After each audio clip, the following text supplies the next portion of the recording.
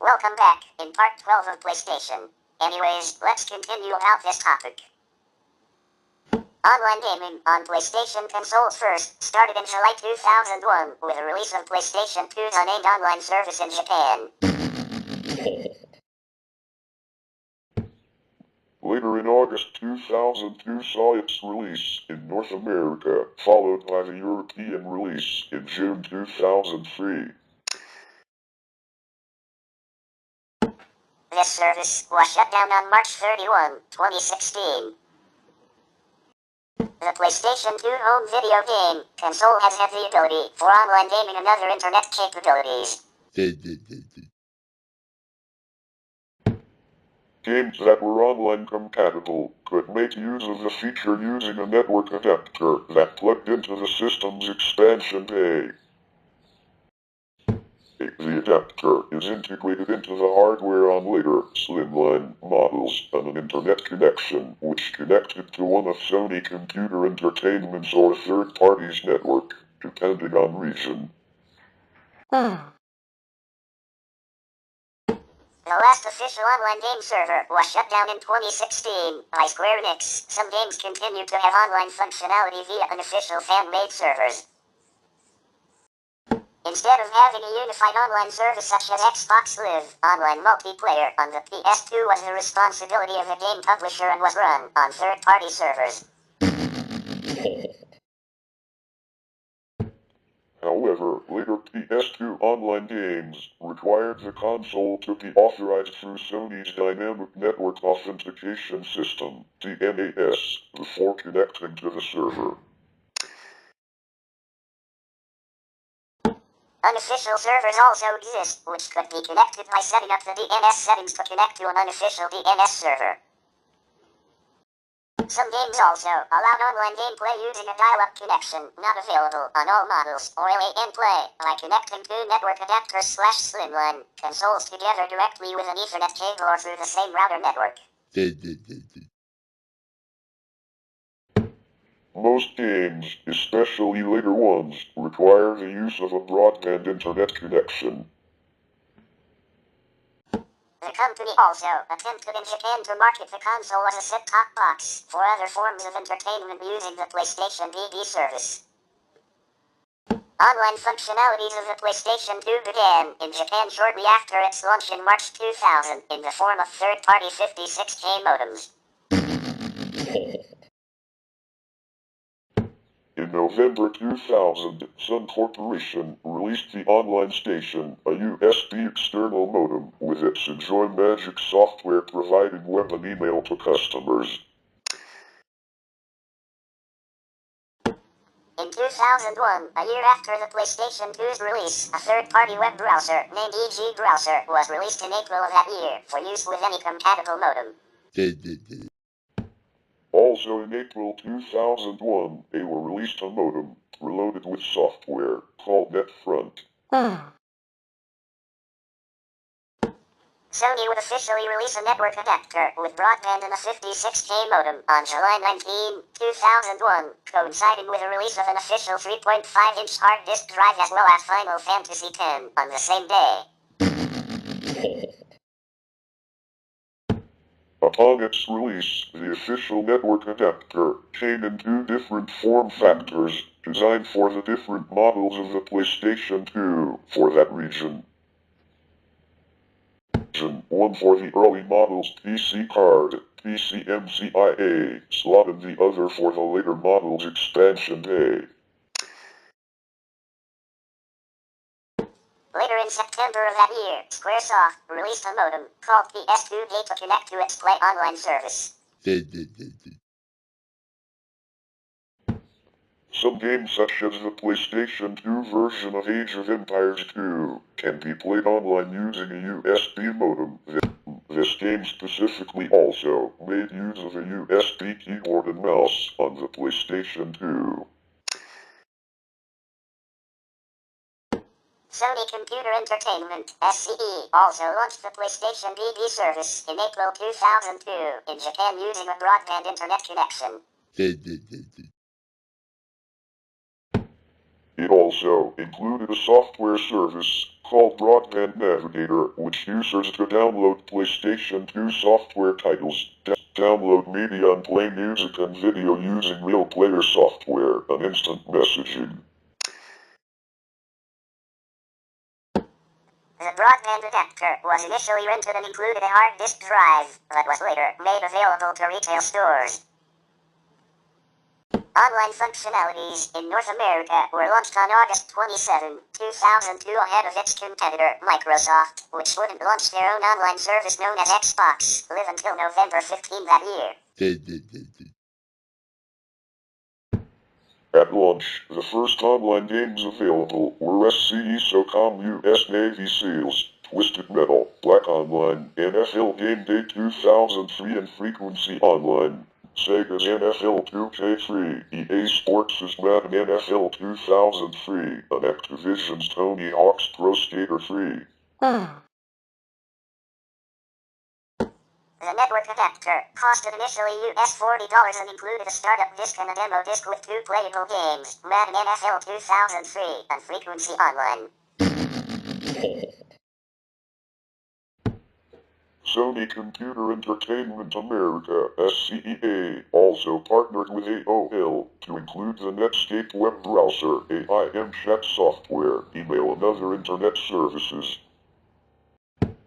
Real Networks, Macromedia, to include Flash and Cisco. Despite the advanced take-up of broadband in the United States compared to Japan, Sony decided to still include a 56K modem for narrowband dial-up customers. Online functionalities in Europe began to roll out in the spring of 2003. Sony Computer Entertainment Europe, SCEE, provided a service named Central Station with a set of discs that contained regular news and online services and provided a single sign-in username. Testing in Germany began on April 24. The test package included a network adapter, a hard disk drive, the network access disk, a copy of SOCOM, US Navy SEALs, and a USB headset. Central Station or Network Gaming launched on June 11 in Britain, July 2 in France, August 13 in Sweden, September in the Netherlands.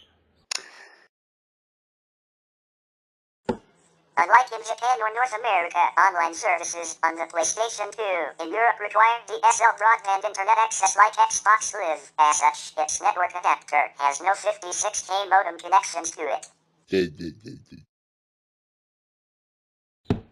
Hardware Online Arena was developed and released as an exclusive online-only game in Europe in 2003. In the years since, most game servers have been shut down. After 10 years in operation, SCEA shut down the servers for the SOCOM games on August 31, 2012. The last official online server for the PS2, which was for Final Fantasy XI, was ultimately shut down on March 31, 2016, with a DNAS following it a couple of days later on April 4.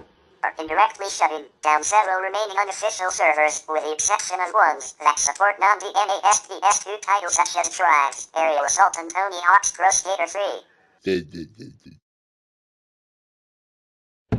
Despite the DNAS shutdown, several fan-created servers still exist. Most of them require a DNAS workaround to connect. With some exceptions such as Call of Duty 3 and Need for Speed Underground. For the original, non-slimline models of the PlayStation 2 console, a network adapter was needed to play online and use a hard drive. The initial versions, released only in Japan, were available in 2 form factors, one for the launch model PlayStation 2 systems, released for that region. The SCPH 10,000 to SCPH 18,000 series that utilized the PCMCIA slot on said consoles, and the other that used a different form factor and was designed for the PlayStation 2's expansion bay that appeared on later revisions of the original PlayStation 2 models, the SCPH 3000X to SCPH 500XX series. The network adapter models, released in North America and Europe, use the model designed for the expansion bay as those consoles, released in those regions, include the bay, in place of the PCMCIA slot found in early Japan-only units. All versions of the network adapter provide an Ethernet port, while some versions, especially some Japanese and most North American ones, also feature the phone line port for dial-up connection. The newer slimline versions, however, have an Ethernet port, and in some early North American models, a phone line port built into them, making the network adapter unnecessary and hard drive use nearly impossible, as well as ruling out any need to keep the network adapter in production. Playing online games requires that users set up the system's network connection configuration, which is saved to a memory card. This can be done with a network startup disk that came with a network adapter, or using one of the many games that have the utility built into them, such as Resident Evil Outbreak, to set up the network settings. The new slimline PlayStation 2 came with a disc in the box by default. The last version of the disk was Network Startup Disk 5.0, which was included with a newer SCPH 90,004 model, released in 2009. Capcom vs. SNK2 was the first ever video game to offer cross-platform play between two competing video game consoles, followed in 2002 by Final Fantasy XI, which allowed connections between the PlayStation 2 and personal computers. SOCOM US Navy SEALs, released in August of the same year, was one of the first video games that allowed voice chat on a console. PAL games that supported online gaming display banner on the cover near the top stated in English language releases with network play, later with net play. North American games feature an online icon in the lower right corner of the cover on games that do not support dial-up connectivity. Broadband only is also found on the logo. Computer programs such as XPS Link, SVDL, and X-Link also allow users to achieve online play for some PS2 games by using a network configuration that simulates a worldwide LAN. Released in 2006, the PlayStation Network is an online service focusing on online multiplayer gaming and digital media delivery. The service is provided and run by Sony Computer Entertainment for use with a PlayStation 3 and was later implemented on the PlayStation Portable, PlayStation Vita, PlayStation 4 and PlayStation 5 video game consoles. The service has over 103 million active users monthly as of December 2019. The Sony Entertainment Network provides other features for users like PlayStation Home, PlayStation Store, and trophies. PlayStation Network, PSN, is a digital media entertainment service provided by Sony Interactive Entertainment. Launched in November 2006, PSN was originally conceived for the PlayStation video game consoles, but extended to encompass smartphones, tablets, Blu-ray players, and high-definition televisions. It succeeded Sony Entertainment Network in 2015, and this service is the account for PlayStation consoles, which accounts can store games and other content. PlayStation Network services are dedicated to an online marketplace, PlayStation Store, a premium subscription service for enhanced gaming and social features, PlayStation Plus, music streaming, PlayStation Music, based on Spotify. And formerly a cloud gaming service, PlayStation Now, folded into PlayStation Plus Premium in June 2022. The service is available in 73 countries and territories. Launched in the year 2000, Sony's second home console, the PlayStation 2, had rudimentary online features in select games via its online networks. It required a network adapter, which was available as an add-on for original models and integrated into the hardware on slimline models.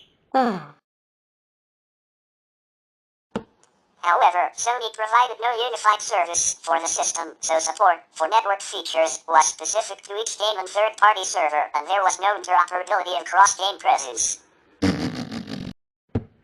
5 years later, during the development stage for its third home console, the PlayStation 3, Sony expressed their intent to build upon the functionality of its predecessor by creating a new, interconnected service that keeps users constantly in touch with a PlayStation World network. In March 2006, Sony officially introduced its unified online service, tentatively named PlayStation Network Platform. A list of supported features was announced at the Tokyo Game Show later the same year. Sony launched an optional premium subscription service on top of the free PSN service in June 2010.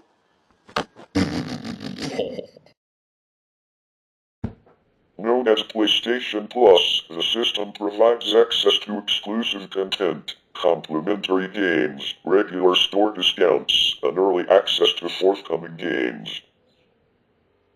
Following a security intrusion, the PlayStation Network had a temporary suspension of operation which began on April 20, 2011, and affected 77 million registered accounts. Lasting 23 days, this outage was the longest amount of time the PSN had been offline since its inception in 2006. Sony reported that user data had been obtained during the intrusion. In June 2011, Sony launched a Welcome Back program following the outage, allowing all PSN subscribers who joined before April 20 to download 2 free PlayStation 3 titles and 2 free PlayStation Portable games. Users also received 30 free days of PlayStation Plus, while users who were already subscribed before the outage got 60 free days. After the disruption, Sony changed the PlayStation Network's license agreement to legally bar users from filing lawsuits and joining class action lawsuits without first trying to resolve issues with an arbitrator. The PlayStation Network was now run by both Sony Computer Entertainment and Sony Network Entertainment International. From February 8, 2012, PSN accounts were converted into Sony Entertainment Network accounts, which had been newly launched to be used with all other online media services offered by the Sony Entertainment Network. In July 2012, Sony Computer Entertainment announced that it had acquired video game streaming service KK for $380 million. The acquisition was later strengthened when Sony acquired the assets of KK's market rival on Live. At the Consumer Electronics Show in January 2014, Sony announced that KK's technology would be used to power PlayStation Now, a new cloud-based gaming service that allows people to play PlayStation games on a variety of devices. During 2014, Sony rolled out the service in North America on PlayStation 3 and PlayStation 4 in beta form as a means for users to test performance and pricing structures. On December 25, 2014, PlayStation Network and Xbox Live suffered a network disruption after a denial of service attack. Both services were flooded with millions of inauthentic connection requests, making it hard for genuine users to establish a connection. Functionality was restored on December 26, with some users experiencing difficulties in the days that followed. On January 1, 2015, Sony announced that users would be compensated for the downtime with a 5-day extension to PlayStation Plus memberships. Formerly the gaming provision of a much broader Sony Entertainment Network, the PlayStation Network became Sony's premier entertainment service in 2015, unifying games, music, television, and video. While synonymous with gaming, Sony said the PlayStation Network had evolved to become a comprehensive digital entertainment brand. In April 2024, Sony announced that it would begin to offer PSN features on PlayStation Studios published games for Microsoft Windows, the Xbox Studios published games. Beginning with Ghost of Tsushima Director's Cut, the game will offer optional PSN integration, including an overlay with access to social features and trophies.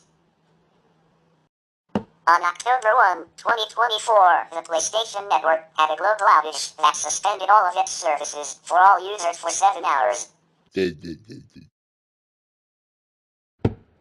Sony Interactive Entertainment never disclosed the reason for the outage. Another global outage occurred on February 8, 2025, that suspended all of its services for almost 24 hours, making it the second such incident to occur within 6 months. Sony offered an apology and compensation for affected gamers, but this offer was criticized. In March 2026, it was reported that Sony would be phasing out PlayStation Network and PSN from its branding by September 2026. According to Insider Gaming, an email sent to developers said the change would be purely visual and that the intention is to properly capture the breadth of our evolving digital services. PlayStation Network is available in every country and territory except in North Korea, Philippines, Russia, and Vietnam. On March 9, 2022, PlayStation announced that it suspended operations of PlayStation Network and PlayStation Store in Russia in response to the 2022 Russian invasion of Ukraine. Signing up for the PlayStation Network is free of monetary cost. Two types of accounts can be created: master accounts and sub-accounts. A master account allows full access to all settings, including parental controls. Sub-accounts can subsequently be created, for example, for children, with desired restrictions set by the master account holder. A sub-account holder has the option to upgrade their account once they reach 18 years of age. Sony encourages registrants to use a unique email and a strong password, not associated with other online services. An online ID is one's username on the PlayStation Network, which is displayed when playing online games and using other network features. It can range from 3 to 16 characters in length and consist of letters, numbers, hyphens, and underscores. Beginning in 2019, users may change their PlayStation Network ID for a fee. Users have the option to disclose their real name aside from their online ID, add a personal description, exhibit a profile picture or avatar, and list all spoken languages. Profiles also include a summary of a player's trophy level and recent activity. Profiles can be viewed via the user interface or online through the PlayStation website. A portable ID is a small infographic intended for use as a forum signature.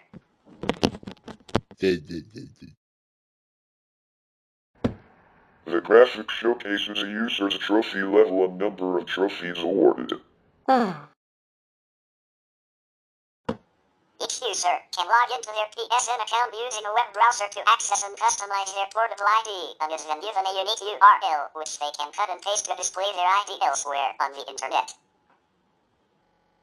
Trophies are in-game awards presented to gamers for hitting specific targets or reaching certain milestones, such as completing a difficult level or defeating a certain number of enemies.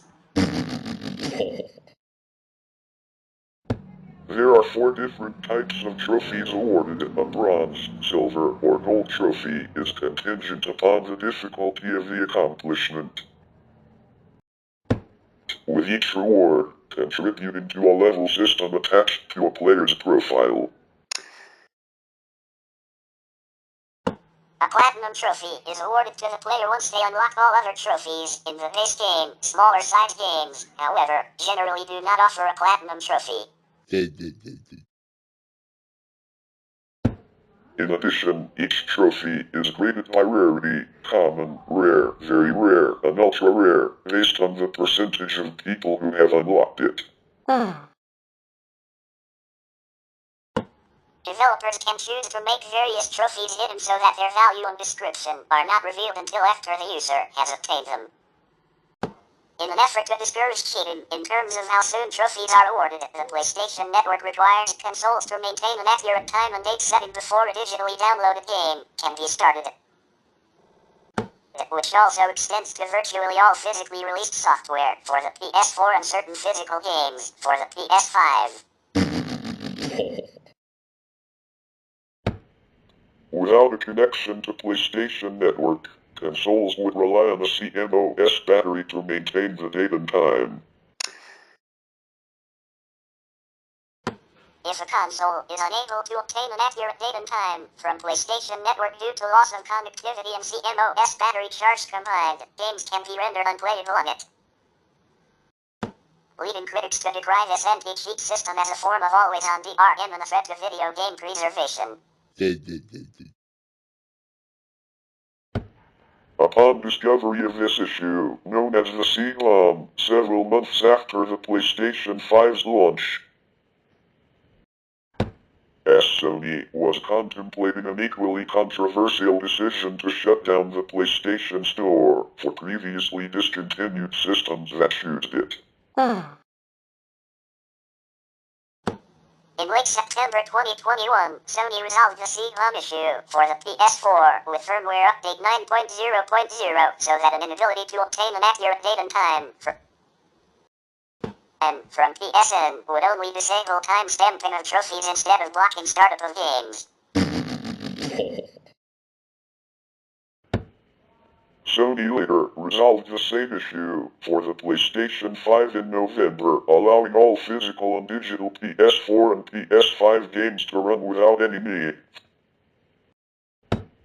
for an accurate date and time reading from PSN, except for PlayStation Plus games, which require online verification to access them. Starting around 2020, Sony began releasing ports of its first-party games for Microsoft Windows computers. After the release of Helldivers 2 in 2024, Sony added a requirement that users must use a free PlayStation Network account to play the game, which was met with criticism online as PSN availability was limited to a select number of regions, rendering the game unplayable for many. While Sony reversed this decision later, several of the Windows ports that followed included the PSN requirement, including for single-player games such as God of War Ragnarok and Horizon Zero Dawn Remastered. Sony changed this practice in January 2025, committing to releasing the PSN requirement as only optional and will work to remove the requirement from previously released games, whilst offering an incentive to players using a PSN account to register within the game, tracking trophies and friends, and to receive in-game rewards. PlayStation Plus, PS Plus, is a paid tiered subscription service that provides users with access to premium features. These features include access to online multiplayer, exclusive discounts on the PlayStation Store, the ability to upload up to 100 gigabytes of saved game files to PlayStation servers, and free games available to download each month. These features are available to all subscribers. The extra tier provides access to a wide catalog of 400 plus PlayStation 4 and PlayStation 5 games. Moreover, the extra tier also unlocks a catalog of Ubisoft Plus classics. The premium, also known as deluxe tier, adds access to downloadable PlayStation, PlayStation 2, and PlayStation Portable games, access to limited trials of select games, and, in some regions, the ability to cloud stream certain PlayStation, PS2, PS3, PS4, PS5, and PSP games.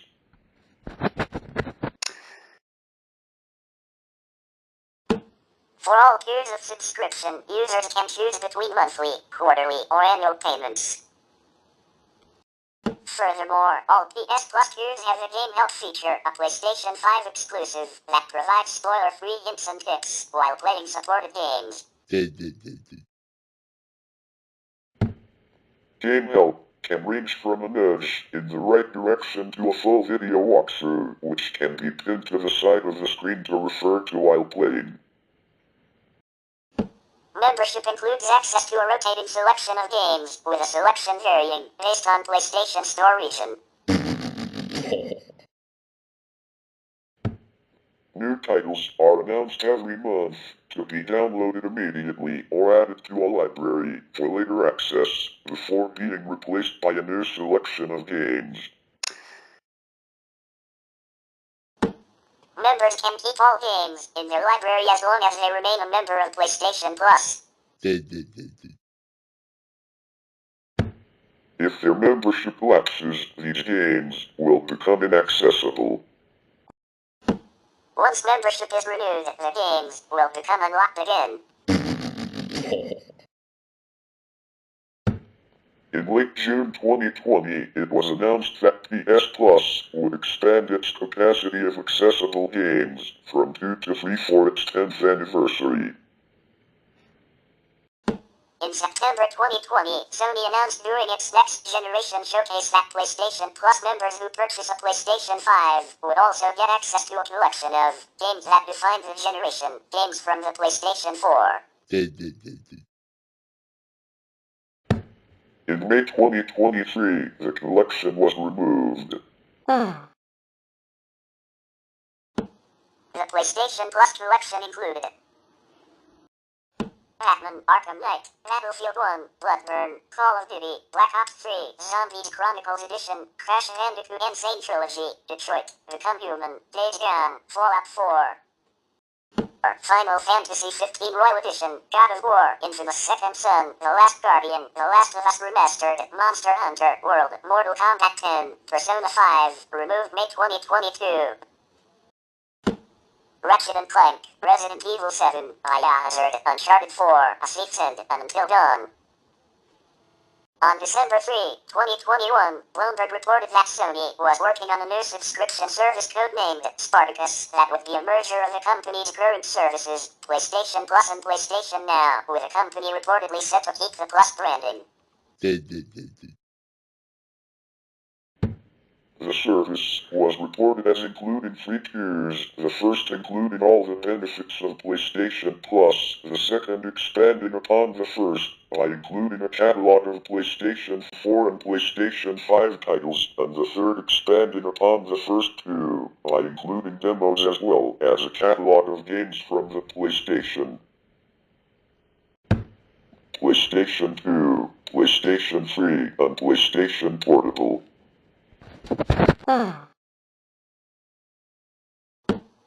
Bloomberg claimed the service would launch in early 2022 and compete with Microsoft's Xbox Game Pass service. The revamped PlayStation Plus service, with a 3-tier subscription model, was officially confirmed by Sony in March 2022 as launching in June 2022.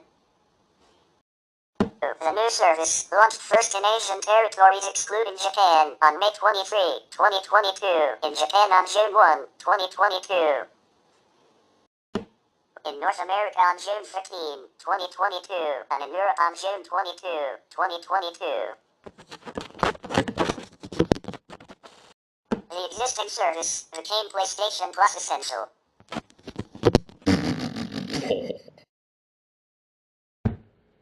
PlayStation Plus Extra additionally gives the user access to up to 400 PS4 and PS5 games as downloadable titles. And PlayStation Plus Premium further adds access to up to 340 games from the PlayStation, PS2, PS3, and PSP, streaming of all games mentioned above, and download of all but the PS3 games. For markets without cloud streaming, Sony offers an alternate version of Premium, called PlayStation Plus Deluxe, that includes the benefits of Premium at a discounted rate without cloud streaming or PS3 games. The PlayStation Store is a digital media shop that offers a range of downloadable content both for purchase and available free of charge. This includes full games, free-to-play games, add-ons, demos, music, movies, and background themes. The store accepts physical currency, PayPal transfers, and prepaid network cards. PlayStation network cards are a form of electronic money that can be used with a PlayStation Store. Each card contains an alphanumeric code, which can be entered on the PlayStation Network to deposit credit in a virtual wallet. Sony devised the payment method for people without access to a credit card and PlayStation owners who would like to send or receive such cards as gifts. In 2012, Sony introduced a cross-buy initiative whereby a game available for multiple PlayStation devices needed only to be purchased once.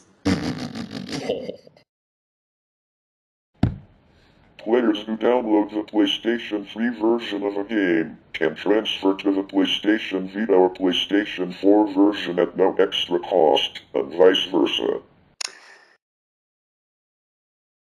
Users have immediate access to supported titles in their digital game library even when they upgrade to the newest system. The initiative was later extended to include PlayStation 5. The PlayStation Blog is an online PlayStation-focused gaming blog, which is part of the PlayStation Network. Launched in June 2007, regular content includes game announcements, developer interviews, and store updates. A subsite of the blog, called PlayStation Blog Share, was launched in March 2010 and allows PSN users to submit ideas to the PlayStation team about anything PlayStation related as well as vote on the ideas of other submissions. Beginning in the spring of 2015, PlayStation Network began to produce and distribute its own original content. The first original scripted program, Powers, premiered on March 10, 2015, and ran for 2 full seasons. The series was cancelled on August 3, 2016. In June 2017, it was announced that Sony was launching the Emerging Filmmakers Program where members of the public can submit pitches for potential television series to be aired on PlayStation Network. Submissions were due on August 1, 2017, and 5 of the ideas would be turned into pilot episodes that will be voted on by the PlayStation community. A change to the PSN terms and conditions, announced on September 15, 2011, required users to agree to give up their right to join as a group in a class action to sue Sony over any future security breach without first trying to resolve legal issues with an arbitrator. This included any ongoing class action suits initiated before August 20, 2011. Another clause, which removed the user's right to trial by jury should the user opt out of the clause by sending a letter to Sony, says, if the class action waiver clause is found to be illegal or unenforceable, this entire Section 15 will be unenforceable, and the dispute will be decided by a court, and you and the Sony entity you have a dispute with each agree to waive in that instance, to the fullest extent allowed by law, any trial by jury.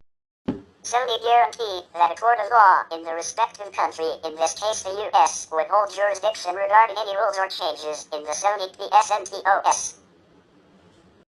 These terms of service and all questions relating to the performance, interpretation, breach or enforcement of these terms of service, or the rights, obligations and liabilities of you and us under them are governed by the laws of the state of California. You agree that all disputes, claims or litigation arising from, or related in any way to these terms of service and our relationship with you will be litigated only in a court of competent jurisdiction located in San Mateo County, state of California. You agree to be subject to personal jurisdiction and venue in that location. The PlayStation Store is an online virtual market available to users of the PlayStation 3, PlayStation 4, PlayStation 5 and PlayStation Portable game consoles via the PlayStation Network. The store uses both physical currency and PlayStation Network cards. The PlayStation Store's gaming content is updated every Tuesday and offers a range of downloadable content both for purchase and available free of charge. Available content includes full games, add-on content, playable demos, themes of game and movie trailers. The service is accessible through an icon on the XMP on the PS3 and PSP. The PS3 store can also be accessed on the PSP via a remote play connection to the PS3. The PSP store is also available via the PC application MediaGo. As of September 24, 2009, there have been more than 600 million downloads from the PlayStation Store worldwide. Video content such as films and television shows are also available from the PlayStation Store on the PlayStation 3 and PSP and will be made available on some new Sony Bravia televisions, video laptop computers and Sony Blu-ray disc players from February 2010. PlayStation Store, PS Store, is a digital distribution service for users of Sony's PlayStation 3, PlayStation Vita, PlayStation 4 and PlayStation 5 game consoles via PlayStation Network. The store offers a range of downloadable content both for purchase and available free of charge. Available content includes full games, add-on content, playable demos, themes and game/movie trailers. Following feedback from many PlayStation Network users, a redesigned version of PlayStation Store was launched on April 15, 2008, via a firmware update. The new design was OS-based rather than the previous store's web-based design, enabling the store to process information more quickly. A minor update to the store was released during Sony's E3 2009 press conference. This update makes the top page rotate pictures, including their links, regularly, and changes the navigation sounds. In September 2009, Sony made major games available to purchase on the store. These titles were later dubbed TaBNWNE Digital. A major redesign of PlayStation Store was announced in September 2012, bringing a revised navigation structure and a new search system. The new store has been developed to bring game and video content together and make it easier for users to find what they are looking for. Content will be integrated into each game's listing, rather than separate categories for items like add-ons, themes, and other downloadable content.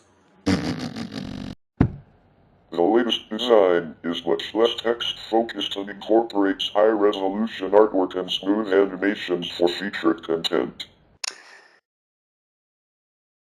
The new redesign launched in Europe on October 22, 2012. Shortly after it was launched in the United Kingdom, the store interface was reverted to the old design due to issues such as long load times and slow navigation. While other countries in Europe retained the new interface despite these issues. The redesign was released in North America on November 2, 2012. In May 2020, PlayStation Store was indefinitely suspended in China for security reasons. On March 2, 2021, Sony announced that it would discontinue offering movie and TV show purchases and rentals through PlayStation Store on August 31, 2021. Later that month, Sony also announced that it would be closing down the storefronts for PlayStation 3, PlayStation Portable, and PlayStation Vita games in July and August 2021. Sony's decision to make many of its older games inaccessible for purchase drew criticism from many, with concerns highlighting the publisher's approach towards game preservation, as well as the limitations of digital-only media and its potential anti-consumer implications. Several small developers who had been producing titles for the PS Vita were not forewarned by Sony of PlayStation Store's closure, requiring some to crunch to meet the deadline, while others whose games would not be ready made the decision to cancel them. As a result of the negative feedback, Sony announced on April 19, 2021 that they had reversed their decision to close the PS3 and Vita stores, leaving these available for the foreseeable future, though the PSP store will still close as originally planned on July 2, 2021. The day prior to the planned closure of the PSP store, Sony altered their plans again, and instead chose to simply disable PlayStation Store app on the system, allowing PSP digital games to remain available for purchase on other systems. On March 9, 2022, PlayStation announced that it suspended operations of PlayStation Store in Russia in response to the 2022 Russian invasion of Ukraine. Players and outlets noticed that starting in March 2026, a 30-day timer appeared for digitally purchased PS4 and PS5 games from the store that implied the user's system must connect to the PlayStation Network every 30 days to remain playable. Sony clarified that this is only a one-time check to validate the software, and no check is needed once validated. PlayStation Store is available in the following 69 countries and territories. 9 countries in East and Southeast Asia. China, Hong Kong, Indonesia, Japan, Malaysia, Singapore, South Korea, Taiwan, and Thailand. 18 countries in the Americas. Argentina, Bolivia, Brazil, Canada, Chile, Colombia, Costa Rica, Ecuador, El Salvador, Guatemala, Honduras, Mexico, Nicaragua, Panama, Paraguay, Peru, United States, and Uruguay. 2 countries in Oceania. Australia and New Zealand. 1 country in Africa, South Africa. 10 countries in West and South Asia. Bahrain, India, Israel, Kuwait, Lebanon, Oman, Qatar, Saudi Arabia, Turkey, and the United Arab Emirates. And 29 countries in Europe. Austria, Belgium, Bulgaria, Croatia, Cyprus, Czech Republic, Denmark, Finland, France, Germany, Greece, Hungary, Iceland, Ireland, Italy, Luxembourg, Malta, Netherlands, Norway, Poland, Portugal, Romania, Slovakia, Slovenia, Spain, Sweden, Switzerland, Ukraine, and the United Kingdom. Asterisk equals country where PlayStation Network and Store are officially available, but the store is in global currency, USD/EUR, not in local currency. The store is accessible through an icon on the cross-media bar on the PlayStation 3 and PlayStation Portable via the dynamic menu on the PlayStation 4 and PlayStation 5, and an icon on the live area on the PlayStation Vita. The service is also available online through the Sony Entertainment Network website and the PlayStation app for iOS and Android. A master account is required to access the PlayStation Store. A log of all previously purchased items, known as download list, records each PlayStation Store account's complete download activity. A guest user can use their master account's download list to download free content or to purchase content on another console. However, a single account can only be used on up to 2 consoles. This was previously 5, but as of November 2011, Sony reduced this to 2. The most recent firmware must be installed on the console to access the PlayStation Store. Each master account is associated with an online virtual wallet, to which funds can be added. This wallet is then debited when a purchase is made from the store. Money can be added to the wallet through different systems of payment, although some of these are not available in all countries. All purchases on the PlayStation Store are made in the user's local currency using a wallet system whereby funds are added to the wallet, either in set denominations or an amount dictated by the price of the current transaction, then debited from the account's wallet when the user makes a purchase. Funds added to the PS Store are non-refundable. The user can add funds to their wallet in a number of ways, the most common of which is by credit or debit card. Whoa!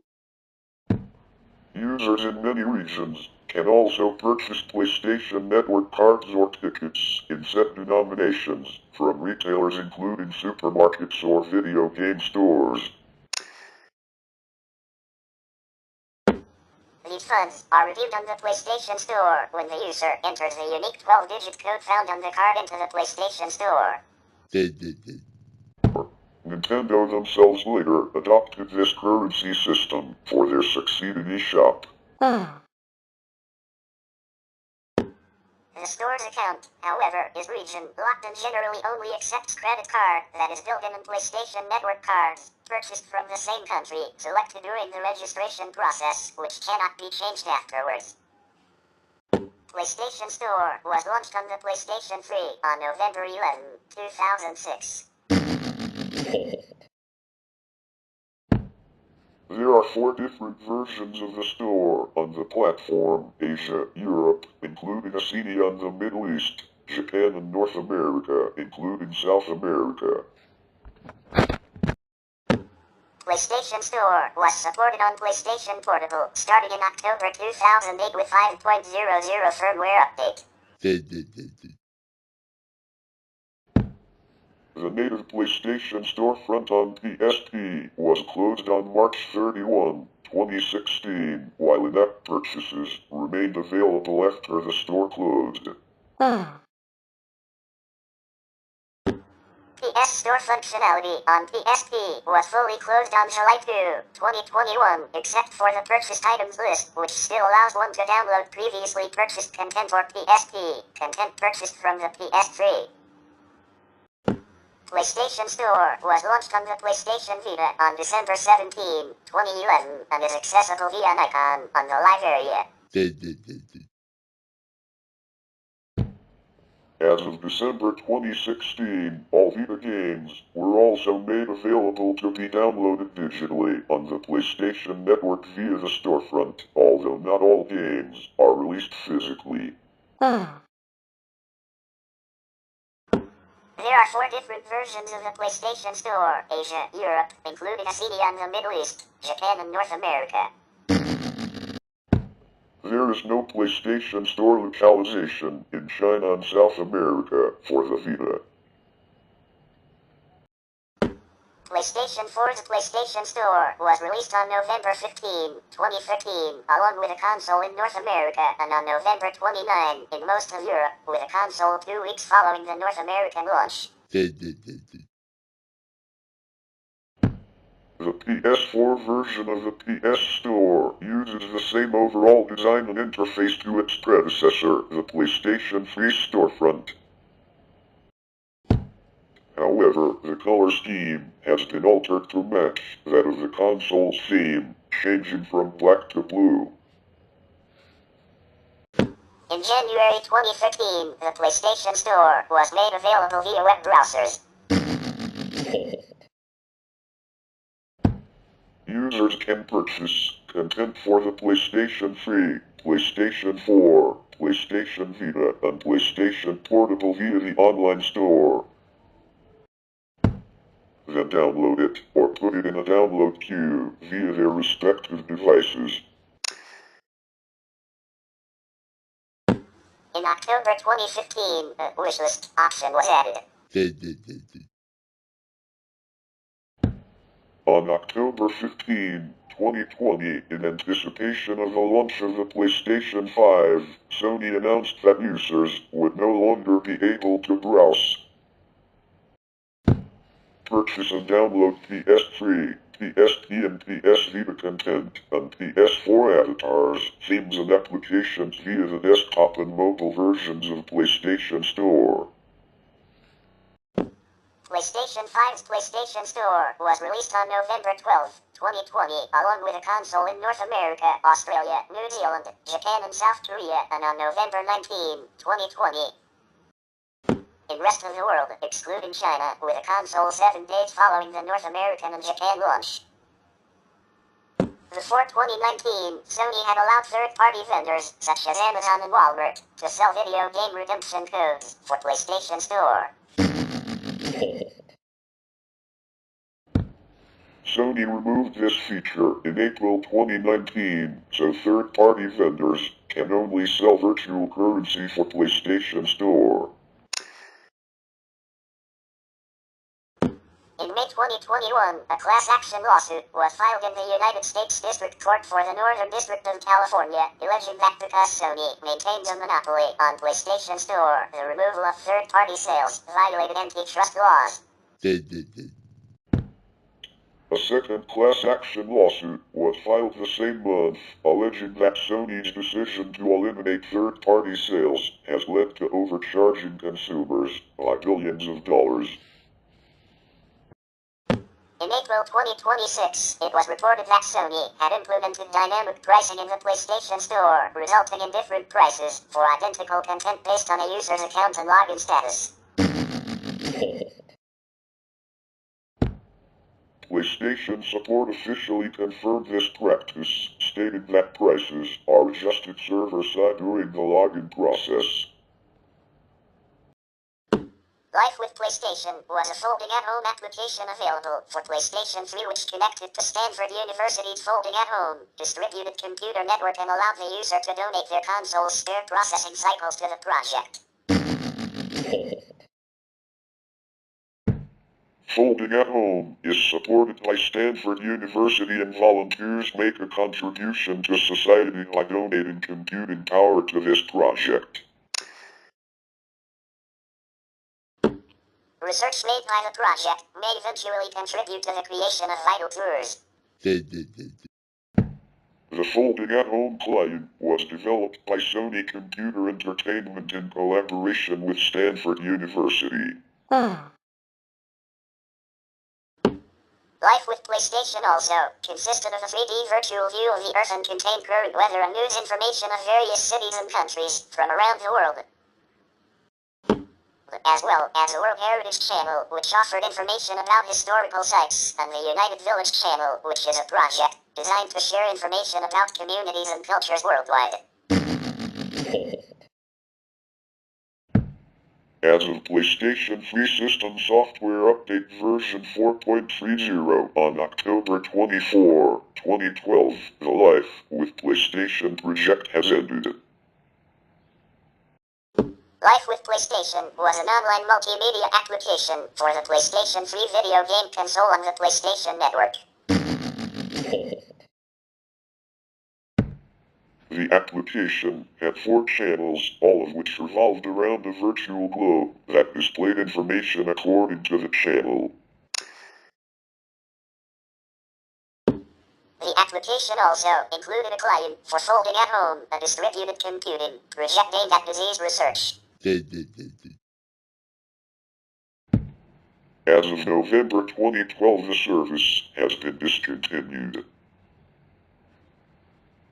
In August 2006, Stanford University in Silicon Valley announced that a protein folding client would be available to run on the PS3. On December 19, 2007, Sony updated the folding at home client to version 1.3. The update allowed users to run music stored on their hard drives while contributing to folding at home and automatically shut down their console after existing simulation work was done. The software update also added the generalized born implicit solvent model, which broadened the PS3 client's computing capabilities. On September 18, 2008, the PS3 version of the folding at home client became live with PlayStation. The application became available for the PS3 in March 2007 and became a channel on Life with PlayStation when it was released. This update also provided more advanced simulation of protein folding and a new ranking system. Following the release of System Software version 4.30, the folding at home PS3 client and all other services under Life with PlayStation were discontinued on November 6, 2012. Life with PlayStation was then removed from the cross-media bar for new users. Life with PlayStation featured 5 channels, which were updated frequently with new information. The application provided the user with access to information channels, the first of which was the Live channel, which offered news headlines and weather through a 3D globe. The user could rotate and zoom into any part of the world to access information provided by Google News and the Weather Channel, among other sources. Live Channel was a news, time zone and weather feed which provided users with information from Google News and the Weather Channel organized by city. The content included live camera feeds and cloud data, similar to Google Earth. Live Cameras was provided by Earth TV and the webcams.travel website. The application only supported certain cities of the world with limited coverage, such as with the continent Africa, with only 4 cities covered by the live channel. Life with PlayStation also hosted an application for folding at home, a distributed computing project for disease research that simulated protein folding and other molecular dynamics. Users were able to contribute to the project by leaving their client to run folding at home while not playing games. The application displayed a live rendering of the protein being folded and some statistical information in front of a virtual globe background. For users in the United States, the PSN Game Trailers channel allowed direct access to the streaming of the PlayStation Store's game trailers. It also allowed the ability to purchase titles from the store without having to leave the application. United Village, provided by its respective website and hosted by Frontier International Incorporated, was a cultural documentary-like project that gathered stories, interviews, and articles worldwide. It targeted rural stories largely from developing countries, with some rural parts of other countries.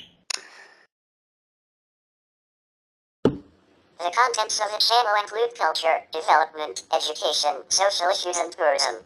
The United Village channel was discontinued on March 30, 2011. World Heritage by Alpha Clock showed UNESCO selected locations of special cultural or physical significance around the world. These World Heritage sites link to their respective articles on Wikipedia.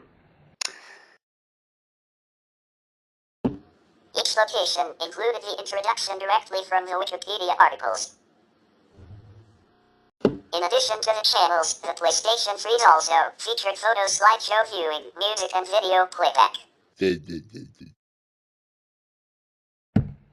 Also, life with PlayStation had a virtual globe that was periodically updated from servers to ensure that cloud, weather, live camera feed and news update data were all up to date. All channels except for the live channel included a static representation of our planet Earth, while the live channel itself showed day and nighttime effects. Additionally, the folding at home protein folding could be disabled. PlayStation Plus, a subscription-based service on the PlayStation Network, complements the standard PSN services. It enables an auto-download feature for game patches and system software updates. Subscribers gain early or exclusive access to some betas, game demos, premium downloadable content, such as full game trials of retail games like Infamous and Little Big Planet. And other PlayStation Store items, as well as a free subscription to Core. Other downloadable items include PlayStation Store, discounts and free PlayStation Network games, PS1 classics, PlayStation Minutes, themes and avatars. It offers a 14-day free trial. PlayStation Plus, PS Plus, is a paid tiered subscription service that provides users with access to premium features. These features include access to online multiplayer, exclusive discounts on the PlayStation Store, the ability to upload up to 100 gigabytes of saved game files to PlayStation servers, and free games available to download each month. These features are available to all subscribers. The extra tier provides access to a wide catalog of 400 plus PlayStation 4 and PlayStation 5 games. Moreover, the extra tier also unlocks a catalog of Ubisoft Plus classics.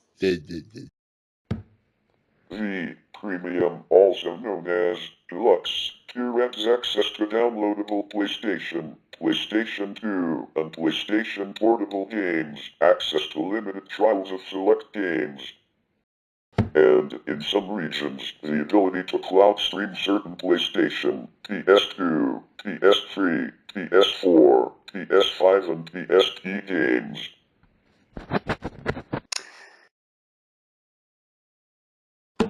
For all tiers of subscription, users can choose between monthly, quarterly, or annual payments. Furthermore, all PS Plus tiers have a Game Help feature, a PlayStation 5 exclusive, that provides spoiler-free hints and tips while playing supported games. Game Help can range from a nudge in the right direction to a full video walkthrough, which can be pinned to the side of the screen to refer to while playing. Membership includes access to a rotating selection of games, with a selection varying based on PlayStation Store region. New titles are announced every month to be downloaded immediately or added to a library for later access before being replaced by a new selection of games. Members can keep all games in their library as long as they remain a member of PlayStation Plus. If their membership lapses, these games will become inaccessible. Once membership is renewed, the games will become unlocked again. In late June 2020, it was announced that PS Plus would expand its capacity of accessible games from 2 to 3 for its 10th anniversary. In September 2020, Sony announced during its next generation showcase that PlayStation Plus members who purchase a PlayStation 5 would also get access to a collection of games that defined the generation, games from the PlayStation 4. In May 2023, the collection was removed. The PlayStation Plus collection included Batman, Arkham Knight, Battlefield 1, Bloodborne, Call of Duty, Black Ops 3, Zombies Chronicles Edition, Crash Bandicoot Insane Trilogy, Detroit, Become Human, Days Gone, Fallout 4, Final Fantasy 15 Royal Edition, God of War, Infamous Second Son, The Last Guardian, The Last of Us Remastered, Monster Hunter World, Mortal Kombat 10, Persona 5, removed May 2022. Ratchet & Clank, Resident Evil 7, Biohazard, Uncharted 4, Ascent, and Until Dawn. On December 3, 2021, Bloomberg reported that Sony was working on a new subscription service codenamed Spartacus that would be a merger of the company's current services, PlayStation Plus and PlayStation Now, with the company reportedly set to keep the Plus branding.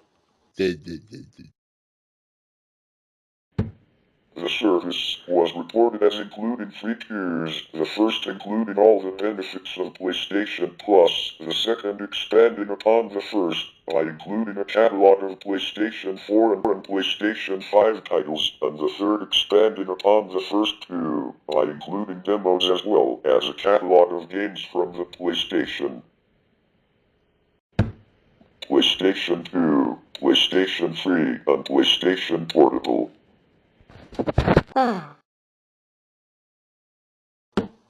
Bloomberg claimed the service would launch in early 2022 and compete with Microsoft's Xbox Game Pass service.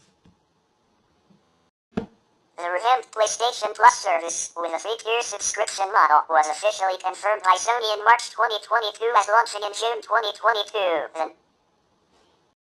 The new service launched first in Asian territories excluding Japan on May 23, 2022, in Japan on June 1, 2022. In North America on June 15, 2022, and in Europe on June 22, 2022. The existing service became PlayStation Plus Essential.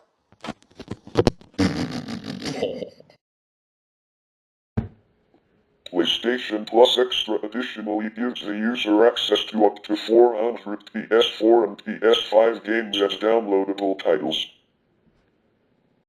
And PlayStation Plus Premium further adds access to up to 340 games from the PlayStation, PS2, PS3, and PSP, streaming of all games mentioned above, and download of all but the PS3 games. For markets without cloud streaming, Sony offers an alternate version of Premium, called PlayStation Plus Deluxe, that includes the benefits of Premium at a discounted rate without cloud streaming or PS3 games. PlayStation Blog, stylized as PlayStation.blog, is an online PlayStation-focused gaming blog, part of the PlayStation Network. It was launched on June 11, 2007 and has featured in numerous interviews with third-party companies such as Square Enix. It features posts from high-ranking Sony Interactive Entertainment executives. A subsite of the blog, called PlayStation Blog Share, was launched on March 17, 2010. And allowed readers of the blog as well as users of the PlayStation blog to submit ideas to the PlayStation team about anything PlayStation related and vote on the ideas of other submissions.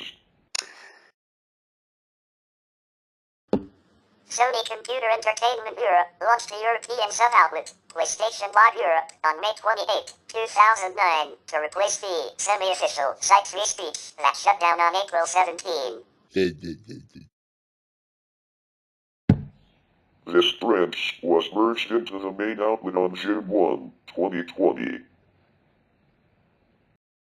The PlayStation app is an application that was released on January 11, 2011 in several European countries for iOS version 4 and above, and for Android version 1.6 and above, and has been installed more than 3.6 million times as of March 2, 2014. It allows users to view their trophies, see which of their PSN friends are online, and read up-to-date information about PlayStation. It does not feature any gaming functionality. The PlayStation app is a software application for iOS and Android devices developed by PlayStation Mobile Incorporated. It serves as a companion app for PlayStation video game consoles, granting access to PlayStation Network community features and remote control.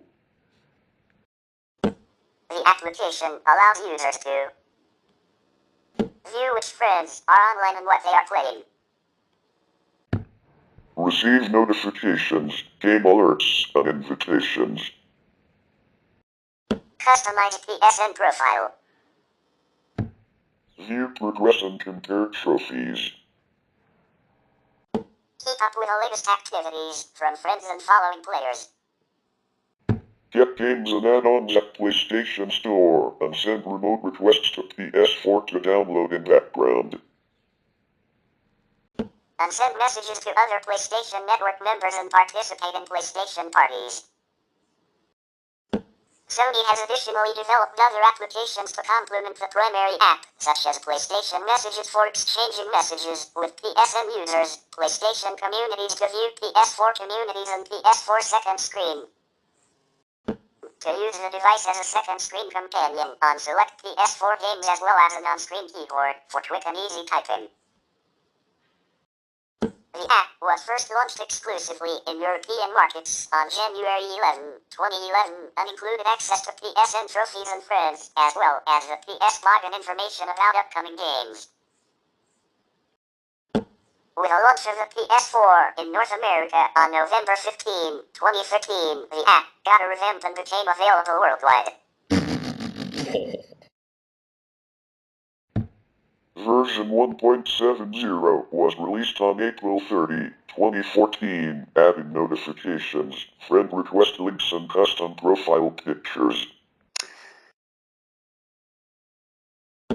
Version 2.00 was released on October 27, 2014, adding tablet support. Version 2.50 released on March 26, 2015, added accessibility options. Version 3.00, released on September 30, 2015, added events and guest login.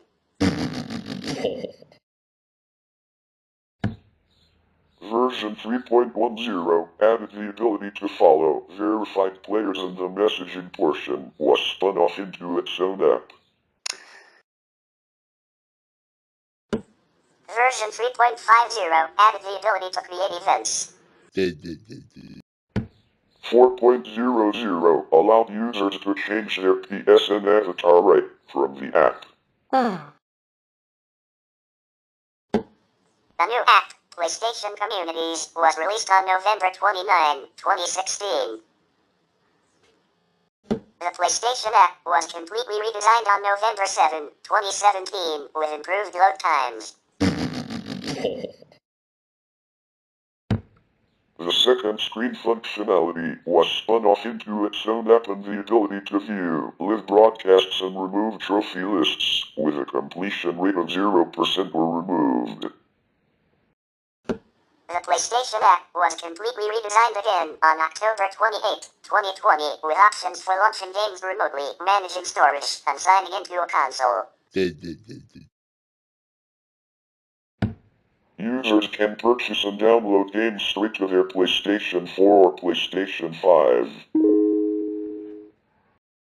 The PlayStation Mobile, formerly PlayStation Suite, is a software framework that will be used to provide downloadable PlayStation content to devices running Android 2.3 and above, as well as the PlayStation Vita. The framework will be cross-platform and cross-device, which is what Sony calls hardware neutral. It was set to release before the end of calendar year 2011. In addition, Android devices that have been certified to be able to play back PlayStation Suite content smoothly will be certified with a PlayStation Certified certification. PlayStation Mobile was a software framework used to provide downloadable PlayStation content for select, certified mobile devices. This includes devices that both run Android 2.3 and met specific hardware requirements, PlayStation Vita and PlayStation TV. It was active from 2012 to 2015. It was originally announced in 2011 as PlayStation Suite. It was based on the Mono platform. An open beta was released in April 2012 before it officially launched in most regions of the world on October 3, 2012. In May 2013, Sony announced that the publisher license fee would be waived in an attempt to entice more developers to create games for the service. In August 2014, with version 2.00, Sony announced that it will deprecate support for Android and target only PlayStation Vita and PlayStation TV. It was announced in 2015 that PlayStation Mobile will be shutting down entirely. The service never gained traction despite availability on a range of handsets by many manufacturers. The storefront was closed in July 2015, with the service completely shutting down on September 10, 2015. The games released under PlayStation Mobile were available to devices via the PlayStation Store, allowing players to download the titles to their devices. Games released under the program could have the DualShock controls overlaid on top of the touchscreen. However, for devices which have analog buttons such as the PlayStation Vita and Stereo Play, the controls were mapped directly to them. Developers could also make purely touchscreen games if they so choose. At E3 2012, Sony announced that PlayStation Mobile had 56 established software houses committed to providing content on the platform. There were 683 games available on the service. To ensure that Android devices run PlayStation Mobile content correctly, Sony created a set of guidelines and requirements for hardware known as PlayStation Certified. The first certified device was Sony Ericsson Stereo Play. The PlayStation Vita and PlayStation TV also had access to PlayStation Mobile. In the November 2011 update, the previously released Sony Ericsson Stereo ARC and Sony Ericsson Stereo Acro became PlayStation certified. The Sony Xperia S, Sony Xperia Ion and Sony tablets were also PlayStation certified. HTC was the first non-Sony manufacturing company revealed to offer PlayStation certified devices. The HTC One series handsets were supported. Noted models include HTC One X, HTC One S, HTC One V, HTC One XL, HTC One X Plus, and the HTC Evo 4 GLTE. At Sony's 2012 Gamescom press conference, it was revealed that the WikiCat gaming tablet would also be PlayStation certified and that Asus would also create certified hardware. At Sony's Tokyo Game Show 2012 press conference, Fujitsu and Sharp were announced as two more partners.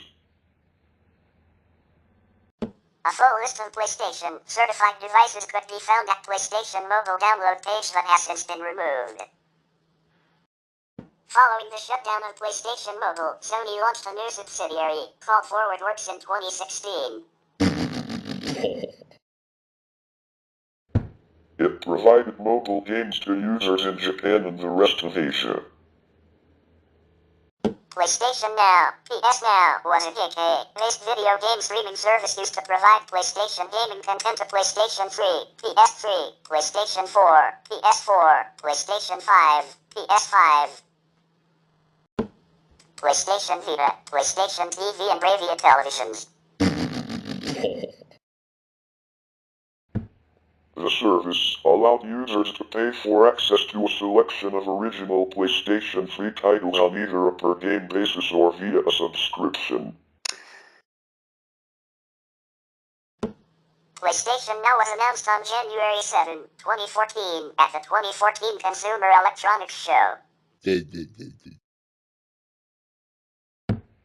At CES, Sony presented demos of The Last of Us, God of War, Ascension, Puppeteer and Beyond, Two Souls, playable through PS Now on Bravia TVs and PlayStation Vitas. PlayStation Now was launched in open beta in the United States and Canada on PS4 on July 31, 2014, on PS3 on September 18, 2014,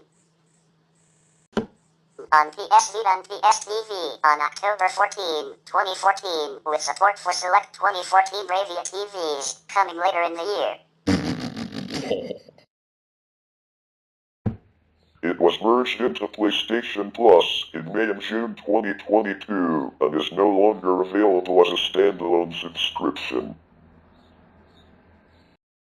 PlayStation Now, PS Now, was a standalone video game subscription service on consoles developed by Sony Interactive Entertainment. The service offered cloud gaming for PlayStation 2, PlayStation 3, and PlayStation 4 games that could be played on PlayStation 4, PlayStation 5, and Microsoft Windows computers. In addition, PlayStation 2 and PlayStation 4 games could be downloaded to play locally on PlayStation 4 and PlayStation 5. With the expansion of the PlayStation Plus service to offer additional tiers in May to June 2022, the standalone PlayStation Now subscription was shut down. but its services were incorporated into the PlayStation Plus Premium tier. No games could be downloaded to a PC. Downloaded games could be played without an internet connection, but internet connection was required for verification every few days. Non-PlayStation devices required a DualShock 3, 4, DualSense, or any X-input compatible controller, such as Xbox Wireless Controller, Elite Wireless Controller, or Adaptive Controller. Logitech Gamepad F310, F510 or F710, Thrustmaster GPX ID Pro, SteelSeries Stratus XL or Stratus Duo and Steam Controller to use the service.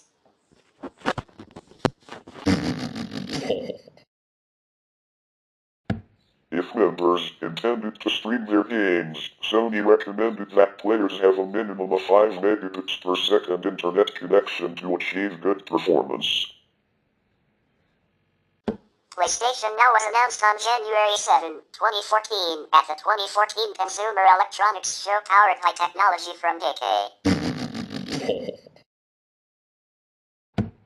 At CES, Sony presented demos of The Last of Us, God of War, Ascension, Puppeteer, and Beyond, Two Souls, playable through PS Now on Bravia TVs and PlayStation Vita. The closed beta began in the United States on January 28 with PS3 and on May 19 was extended to PS4. To implement the service, Sony created a single motherboard equivalent to 8 PS3 console units into a server rack to allow the games to function, as opposed to software emulation, due to architectural complexity. PlayStation Now was launched in open beta in the United States and Canada on PS4 on July 31, 2014, on PS3 on September 18, 2014, on PS Vita and PS TV on October 14, 2014, with support for select 2014 Bravia TVs, coming later in the year. At Gamescom 2014, SCE announced that PS Now would arrive in Europe in 2015, with the United Kingdom to be the first European country to access the service. On December 24, 2014, Sony announced that PlayStation Now would expand to the other electronic brands. On CES 2015, Sony confirmed that PlayStation Now would arrive in North America on PS4 at full release on January 15, 2015. On March 7, 2015, it was revealed that PlayStation Now was accessible in Europe.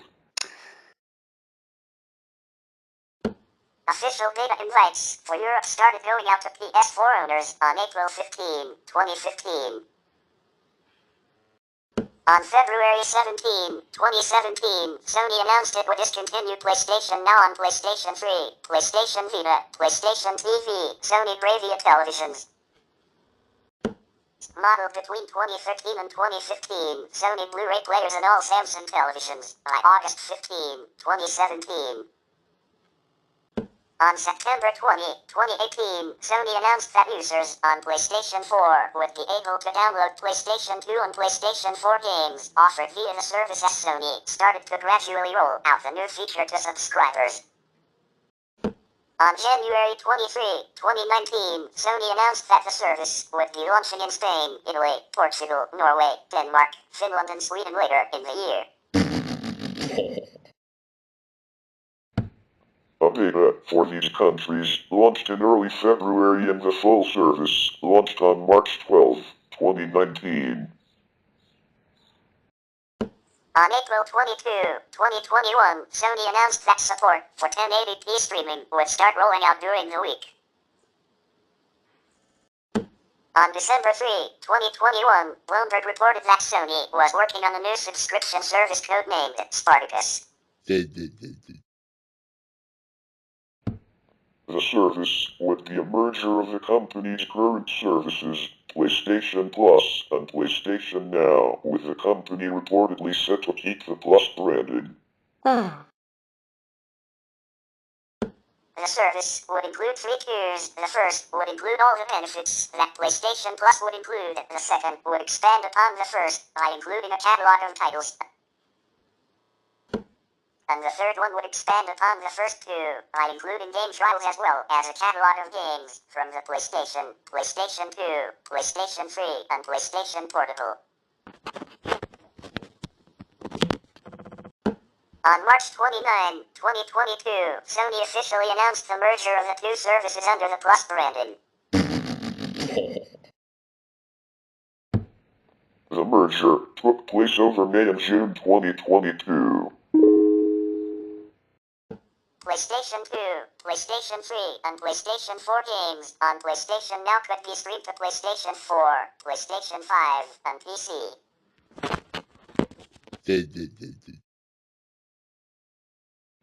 In 2020, there were over 800 games available, with over 300 of them available for download to PlayStation 4 and PlayStation 5.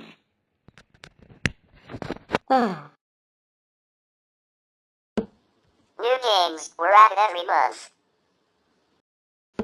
After a 7-day free trial, there were 3 pricing options available for the subscription service. A separate subscription fee for online multiplayer was not required for PlayStation Now games. The 3 pricing options gave access to both single-player and online multiplayer components. PlayStation Now was available in Europe, including Austria, Belgium, Denmark, Finland, France, Germany, Ireland, Italy, Luxembourg, the Netherlands, Norway, Portugal, Spain, Sweden, Switzerland, and the United Kingdom. North America, Canada, and the United States, as well as Japan. PlayStation Home is a community-based social gaming networking service for the PlayStation 3 and the PlayStation Network, PSN. It is available directly from the PlayStation 3 cross-media bar. Membership is free and only requires a PSN account. Home has been in development since early 2005 and started an open public beta test on December 11, 2008. Home allows users to create a custom avatar, which can be made to suit the user's preference. Users can decorate their avatar's personal apartment, home space with default, lot, or one items. They can travel throughout the home world, except cross-region, which is constantly updated by Sony and partners. Each part of the world is known as a space. Public spaces can just be for display, fun, or for meeting people. Home features many games, which can be single-player or multiplayer. Users can shop for new items to express themselves more through their avatars or home space. Home features video screens in many places for advertising, but the main video content is shown at the theater for entertainment. Home plays host to a variety of special events, which range from prize-giving events to entertaining events. Users can also use Home to connect with friends and customize content. A once notable feature of Home is the world's first console-based alternate reality game that took place in secret areas in Home and was created by M-Dreams. PlayStation Home was a virtual 3D social gaming platform developed by Sony Computer Entertainment's London studio for the PlayStation 3, PS3, on the PlayStation Network, PSN. It was accessible from the PS3's cross-media bar, XMB. Membership was free but required a PSN account. Upon installation, users could choose how much hard disk space they wish to reserve for Home. Development of the service began in early 2005 and it launched as an open beta on 11 December 2008. Home remained as a perpetual beta until its closure on 31 March 2015. Home allowed users to create a custom avatar, which could be groomed realistically. Each avatar was given a personal apartment that users could decorate with free, bought, or won items. Users could travel throughout the home world, which was frequently updated by Sony and its partners. Public spaces were made for display, entertainment, advertising, and networking.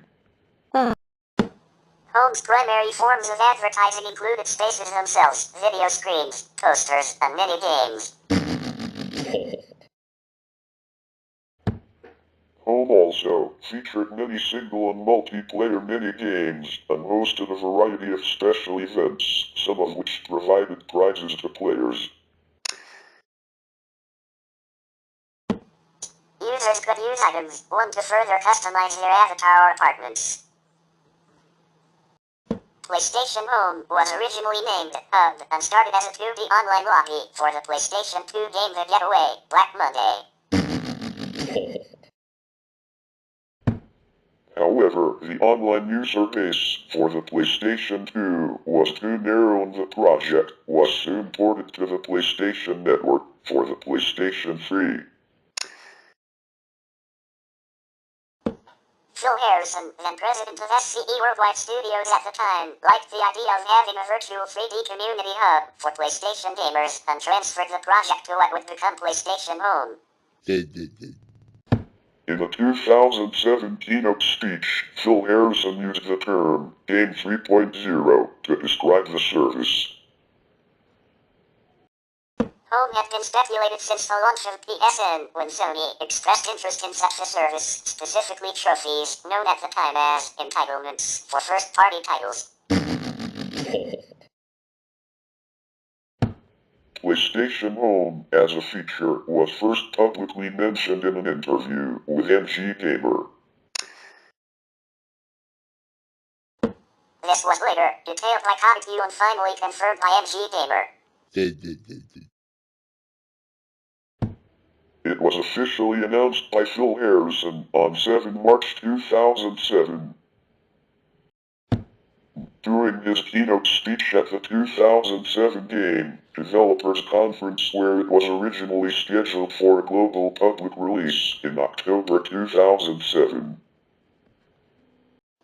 Home was delayed and expanded multiple times before initially releasing.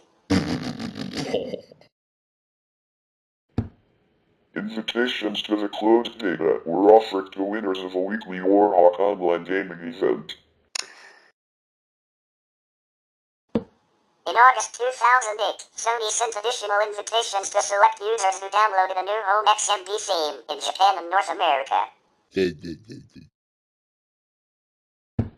Sony Computer Entertainment Europe, SCEE, and Sony Computer Entertainment Hong Kong, SCEHK, also sent out invitations to select users for a closed beta.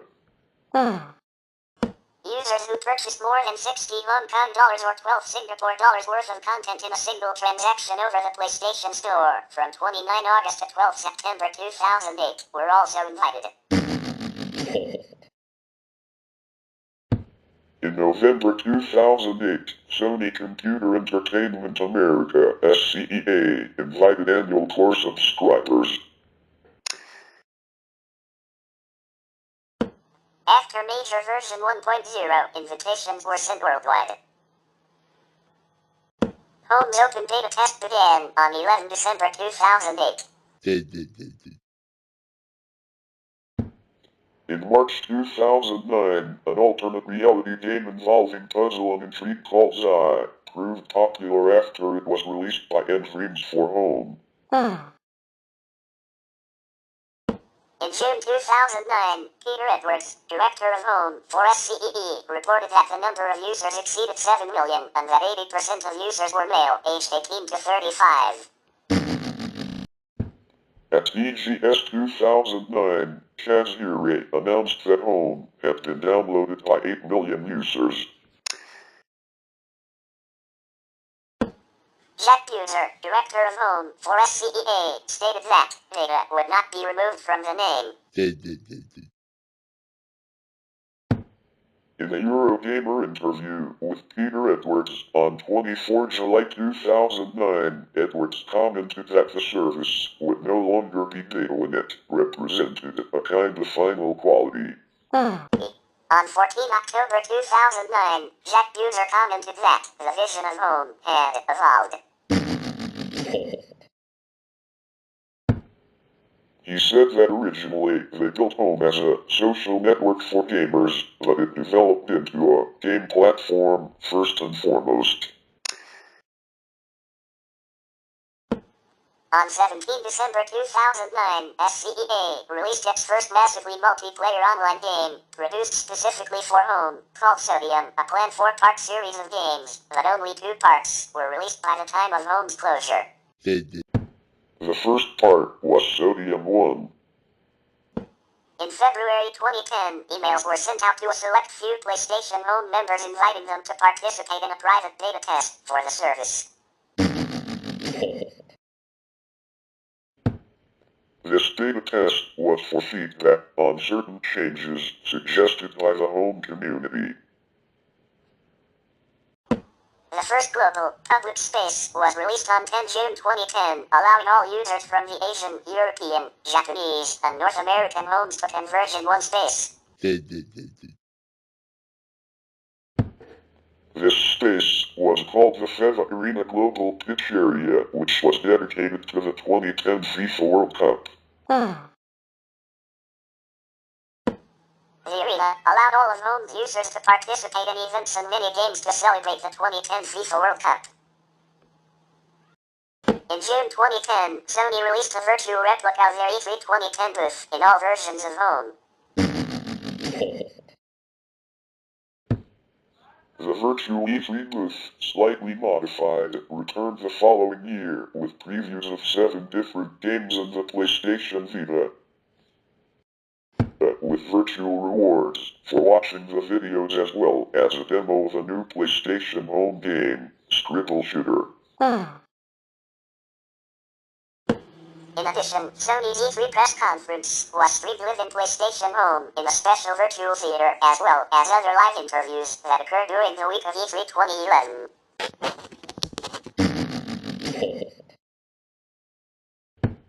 The E3 virtual booth returned again for E3 2012, this time featuring previews of 12 games as well as a virtual avatar of Christina Lee, host of PSN's Pulse, hosting a special E3 quest for all 12 games with rewards.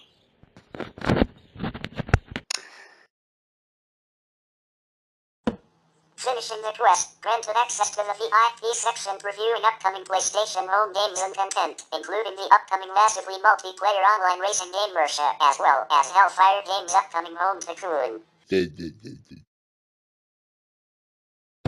The E3 virtual booth returned the following year for E3 2013, once again featuring previews of multiple games and a quest where players could earn a number of rewards.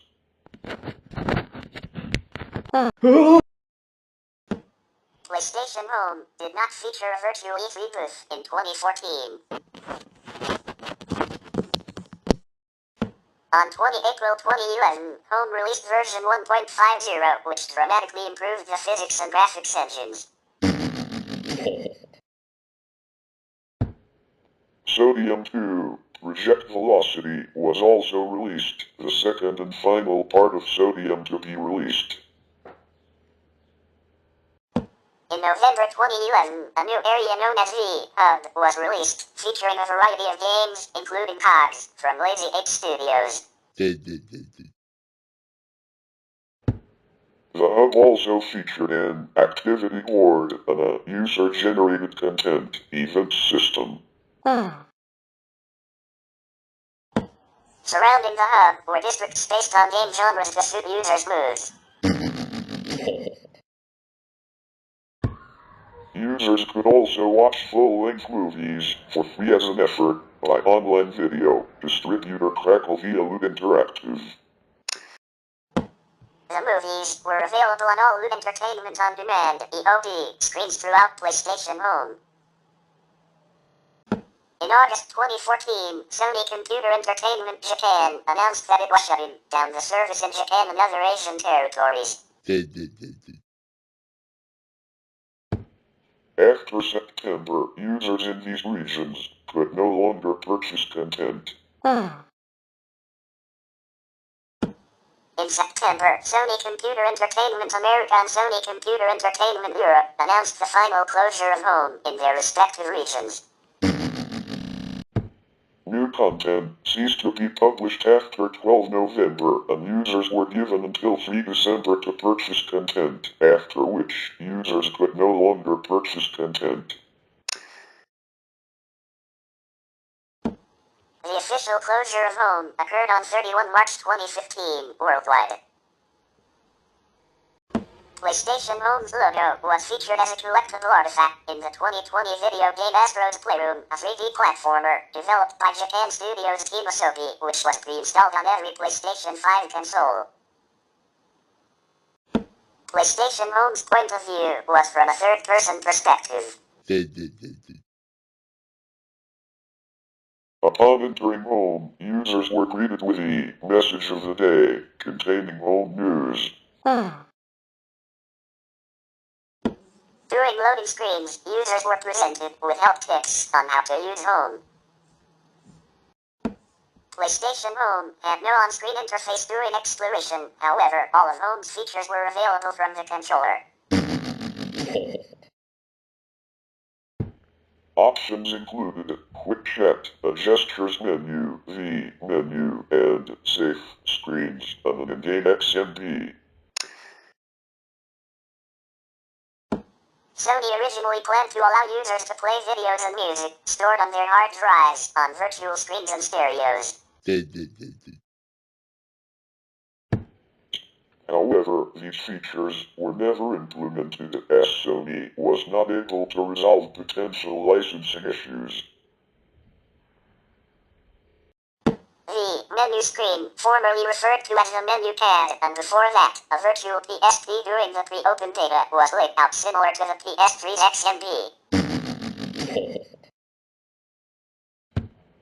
There were 7 categories on the menu, which were Navigator, Personal, Social, Wardrobe, Redecorate, Options, and Help.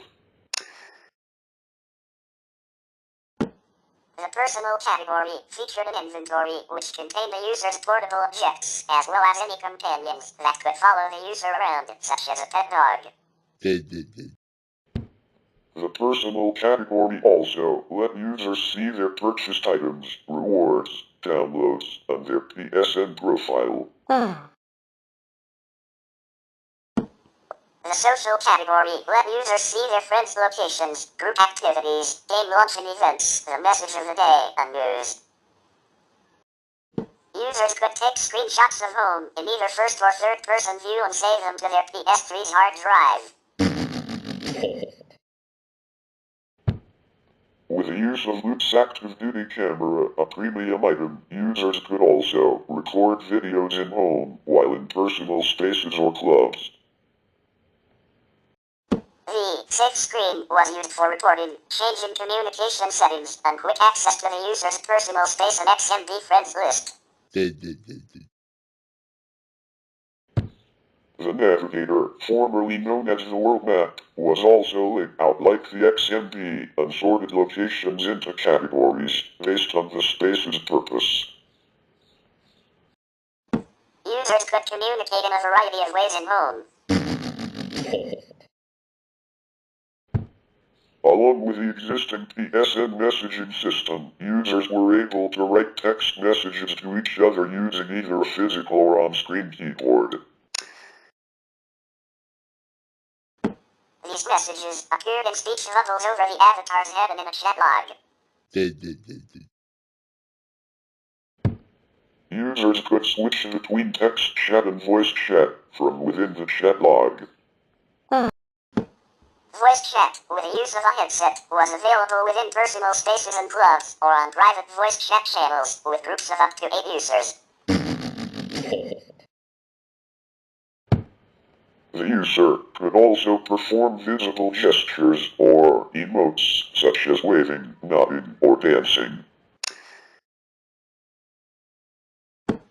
A quick chat feature with predetermined phrases was also available. Users could also indicate the emotional status of their avatar, which was displayed below their name. Some avatar costumes also had additional emotes. Although the service itself could be used free of charge, premium content was available to purchase from various stores in the shopping complex and in certain spaces. Users could browse and pay for items, such as virtual clothing and furniture, by accessing a shop and using its PlayStation Store interface. Items were paid for with real currency using funds from the user's PlayStation Network wallet. Alongside content designed by Sony Computer Entertainment, other companies were also able to sell virtual goods through their own stores and home. For example, Diesel, Ligrosset, and Game were represented in home with their own stores, where users could purchase virtual items based on each company's own clothing and furniture designs. Advertising was prominent in home's public spaces. The majority of advertisements were focused on PlayStation-related content, although other video gaming-related brands were also represented. Most advertising was targeted to specific regional audiences.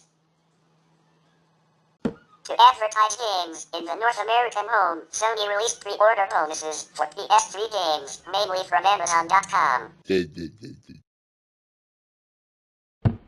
The first home pre-order bonus was for the PS3 exclusive Killzone 2. Users in the North American home who pre-ordered Killzone 2 from Amazon.com received free additional costumes for their avatar.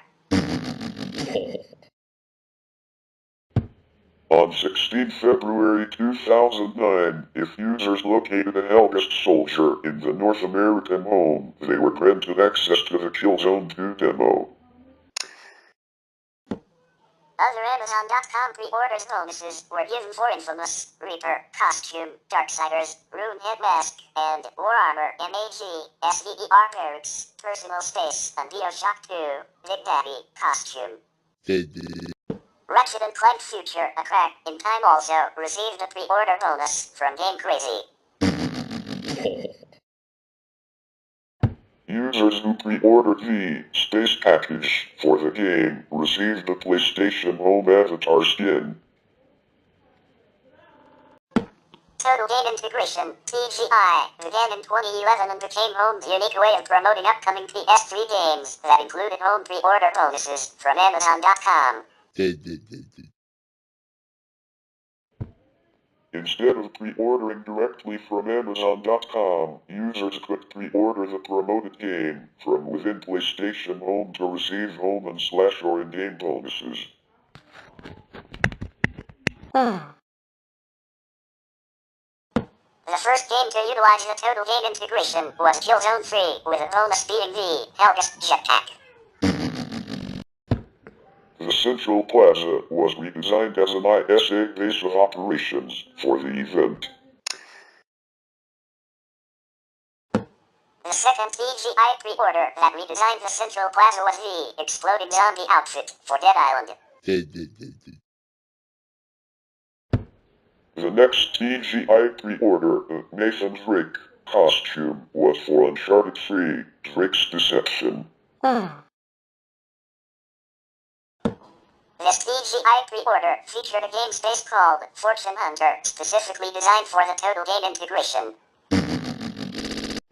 The mini-game utilized the entire space, which was a partial recreation of the even level from Uncharted 3's multiplayer.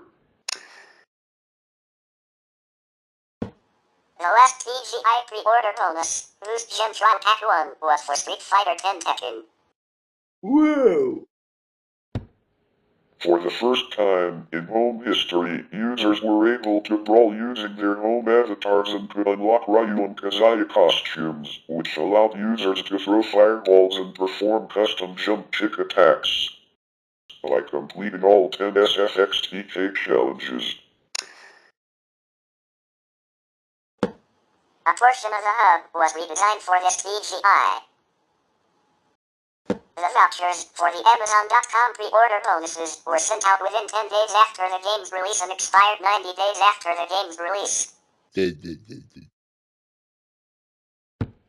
The European and Japanese versions of Home also had chances to get these pre-order bonuses as well, but through different pre-order promotions and events. On 23 December 2009, SCEE launched PlayStation Home TV to the European home with news and event information. If users had a community event that they thought should have been featured on Home TV or any other news, they could email Home TV. New episodes of Home TV were released monthly and were featured in the home theater. Users were given an avatar and an apartment which they could personalize with their own choice of decor and furnishings. The user's avatar was the means of travel and communication, while personal spaces and clubs were means of expressing themselves and meeting new people and friends. Users could create their own avatar or use one of several preset avatars available. Users could customize a variety of their avatar features, which included gender, skin tone, hair, body shape, and facial structure. They could also customize their avatars, clothing and accessories using a set of standard items that could be obtained from a variety of places, including the clothing shops in Home Shopping Complex, items won from Home's mini-games or PS3 games that supported Home rewards. Users could access their wardrobe from the menu screen at any time and location, except when in another user's personal apartment. The wardrobe contained two sections. One was the main wardrobe for frequently used items, capacity of 500, and the other was a storage section for less frequently used items. New items were marked accordingly.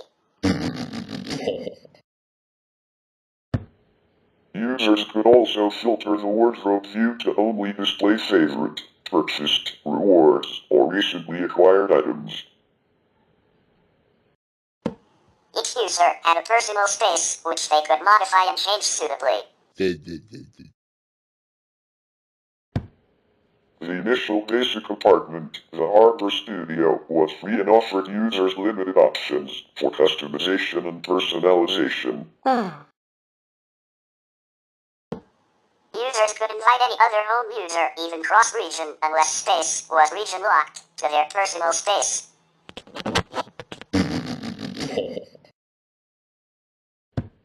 Some personal spaces, such as the PlayStation Home Mansion, had a built-in TV that played content from PlayStation, such as PlayStation.blog.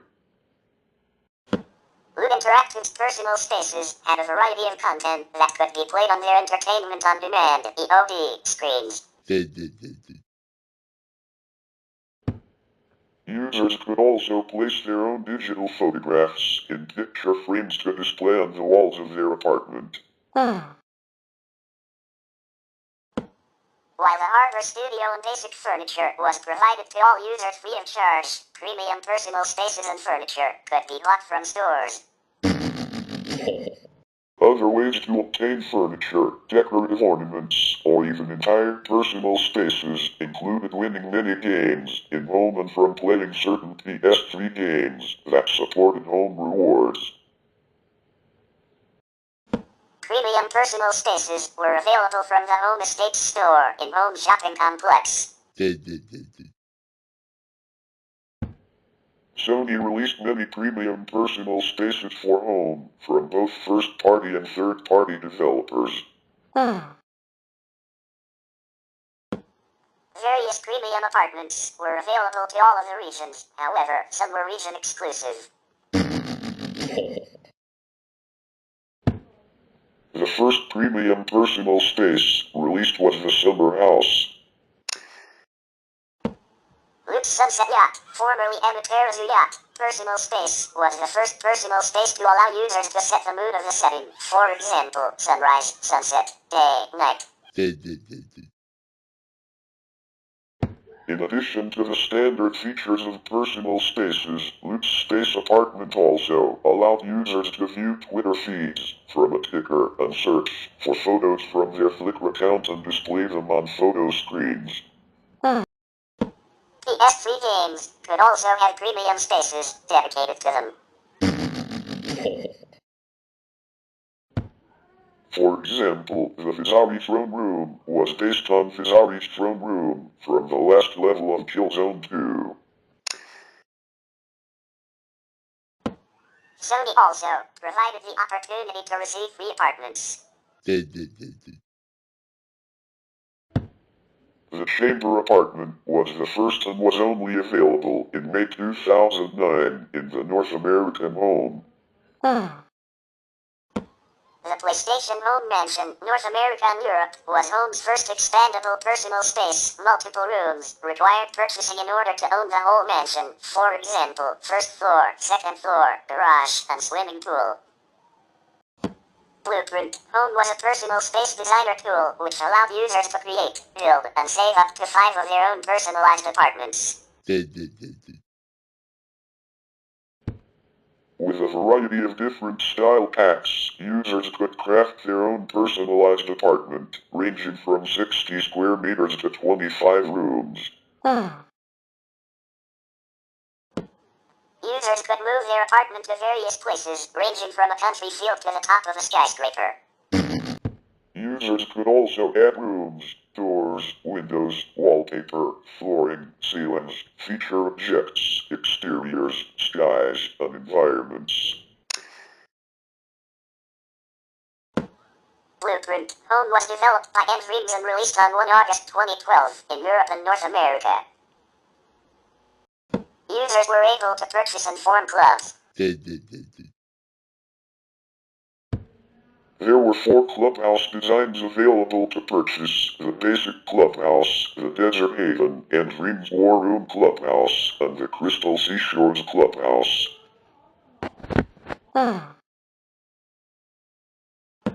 Each club had a leader who was the user that purchased the club.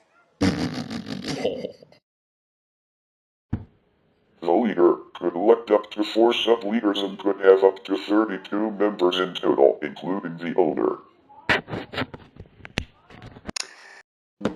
A user could only be a member of up to 5 clubs, including the club that the user may have been the leader of.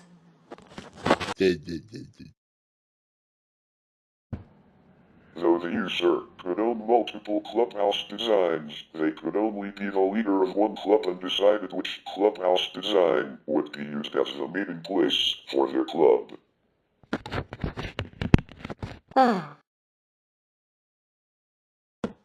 In a similar way to personal spaces, the club's owner was able to set up and decorate a private clubhouse as a meeting point for club members, and the club members could enter the clubhouse at any time.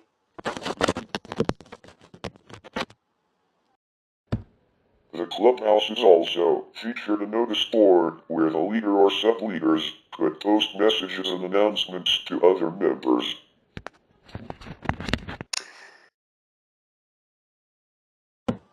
Japan's basic clubhouse's video screen had the option to access a home member's page after they had entered their PSN information.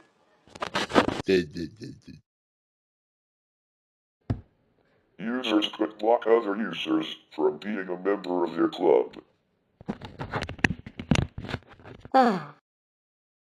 In addition to all the standard features of the clubhouses, the War Room Clubhouse helped club owners or sub-leaders get their message across during club meetings or discussions. It also included a special access point allowing users to teleport from the war room to other set locations.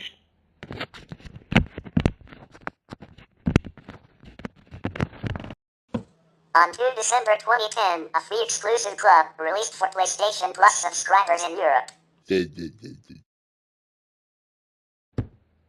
The PlayStation Plus Private Members Club was a bar area with several tables and a 2 to 4 player card game with special rewards. The space also had Plus News, accessed by reviewing a cocktail menu or watching the trailers running on an in-game video screen. On 11 April 2012, a new club called the X7 Club was released in North America and could only be accessed by Plus subscribers or users who had purchased one of the select home exclusive items. All X7 members received special discounts, free items, and early access to select content before it got released to the public. The club featured a dance floor and a mini-game called Flirt.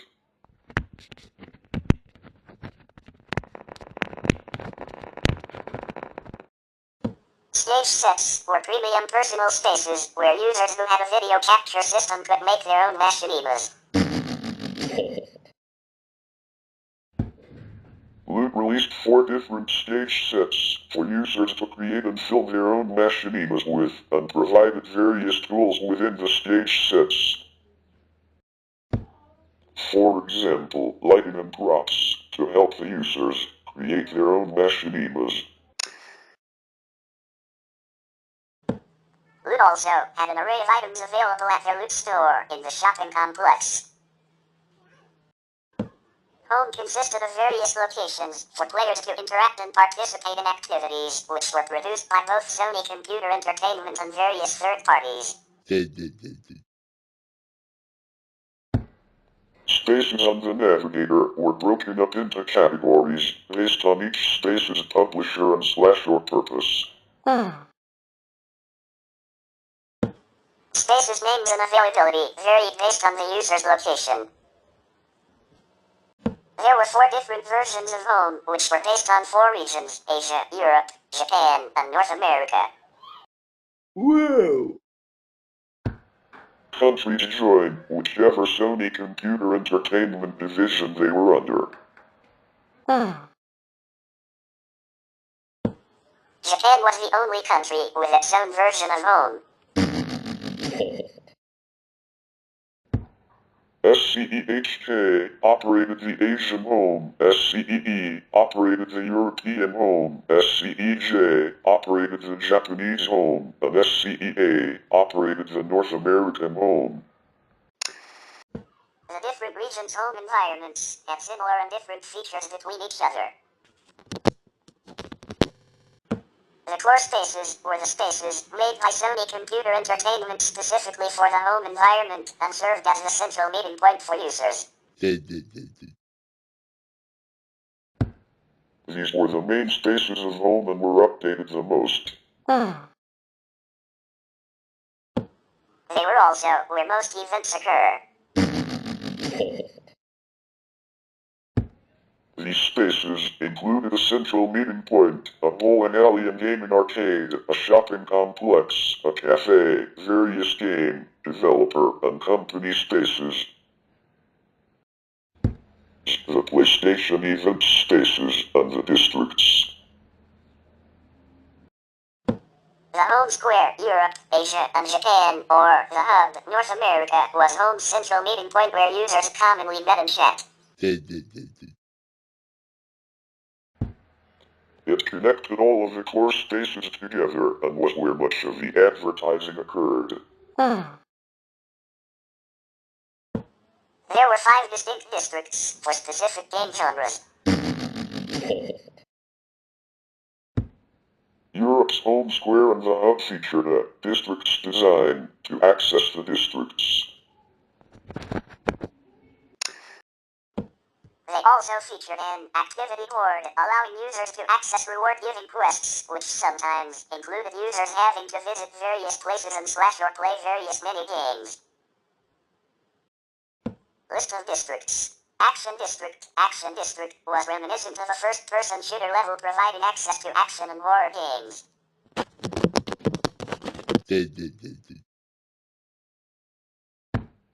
From the Action District, users could access the game's bootleggers 29, Dead Island Total Game Integration, and Novus Prime.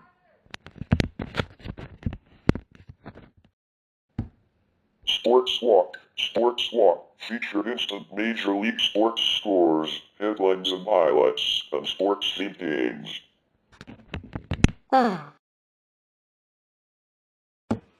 It featured PlayStation Home Hold'em tables and access to its space, as well as PlayStation Home Sports Trivia. Adventure District. Adventure District featured adventure-themed games.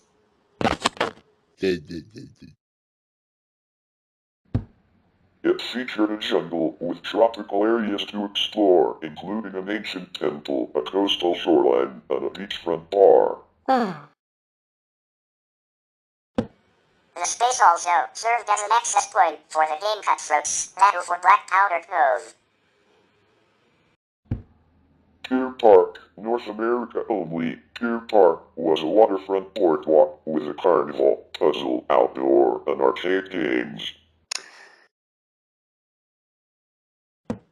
Users could ride a Ferris wheel with other users, access the RC Rally space, and dance at the Dance Zone, which was reminiscent of the Listen at Home kiosk that was featured in the former Central Plaza. In Dye Park, and the theater lobby could be accessed from Pier Park. And in Dye Park allowed users to access various mini-games showcasing various indie developers.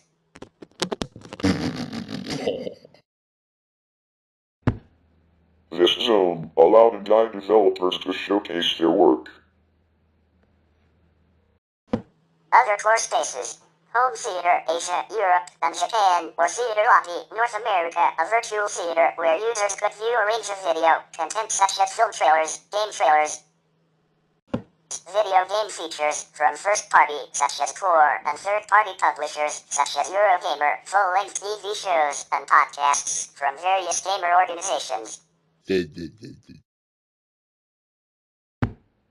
The theater lobby also featured a shop where users could purchase film-related clothes and other items, as well as play the mini-game Scribble Shooter.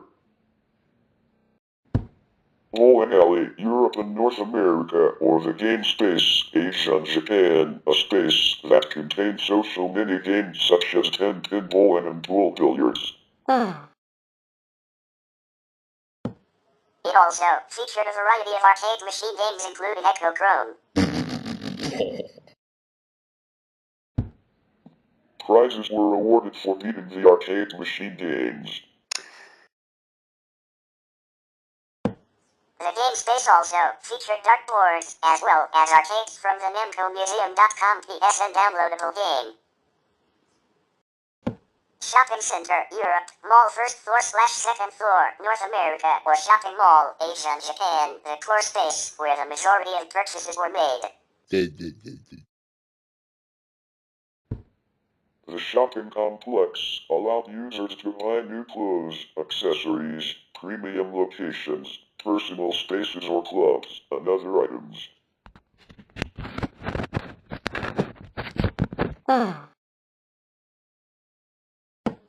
Purchases used PlayStation Network wallet funds and worked in a manner similar to the PlayStation Store. The shopping complex featured various stores for specific products, a video screen, advertising posters, and a place to play chess. All stores could be accessed from the navigator. Home Cafe, Asia and Japan, the Gamers Lounge, North America, or the PlayStation Vita Lounge, Europe, a two-story virtual cafe. The space that featured developer talks about certain games. The Gamers Lounge was also the host space for the featured game nights in North America. The Home Cafe for Japan had been remodeled as the Music Cafe and featured the first floor as a sound space and the second floor as a gallery space, displaying various Sony Entertainment products and a questionnaire with rewards. Whoa! The PlayStation Vita Lounge featured trailers and information on the PS Vita and its launch titles and was updated with quests. And Hong Kong/Korea/Singapore/Taiwan Lounge, Asia only. Unlike other Pan-Asia spaces such as the Home Square, this lounge was exclusive to users of the same region only. Users could come here to find out about country-exclusive events and news. The PlayStation event space open to the public during special events. It consisted of 6 spaces: events landing, the gallery, the presentation podium, the backstage pass, the observatory, and the PlayStation Network sphere. And was a venue for special events, announcements, and parties. Sony Computer Entertainment and various third parties could create dedicated game spaces for specific games. These spaces generally depicted a level of the game itself and had many games or interactions related to the game.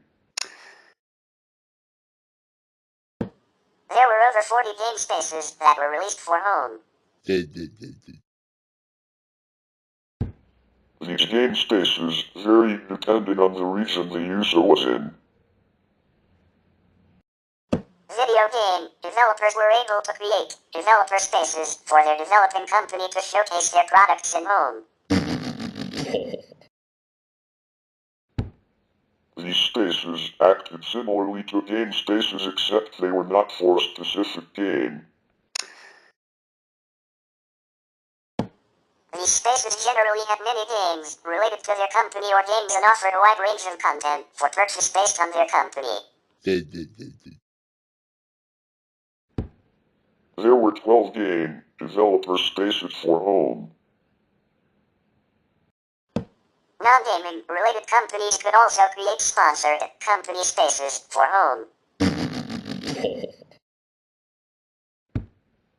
These also acted similarly to game spaces but were specifically made to sponsor the company's products. The first company to do this was Red Bull, with a Red Bull space, which released on 8 January 2009 for Europe and North America and featured the Red Bull Air Race minigame. The Air Race was a virtual version of the real-life event. On 26 November 2009, Red Bull released 2 new spaces for Europe and North America, one for the Red Bull Ilum and the other for the Red Bull Flood Tag. The Ilum space had an exhibition of action and adventure sports photographs from Red Bull Ilum.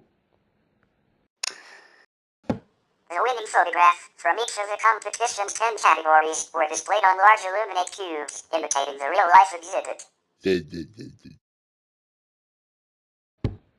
The Red Bull Beach space had the Red Bull Flood Tag mini-game, where users could compete against one another by launching one of 5 flying machines off of a 30-foot high deck to try to achieve flight.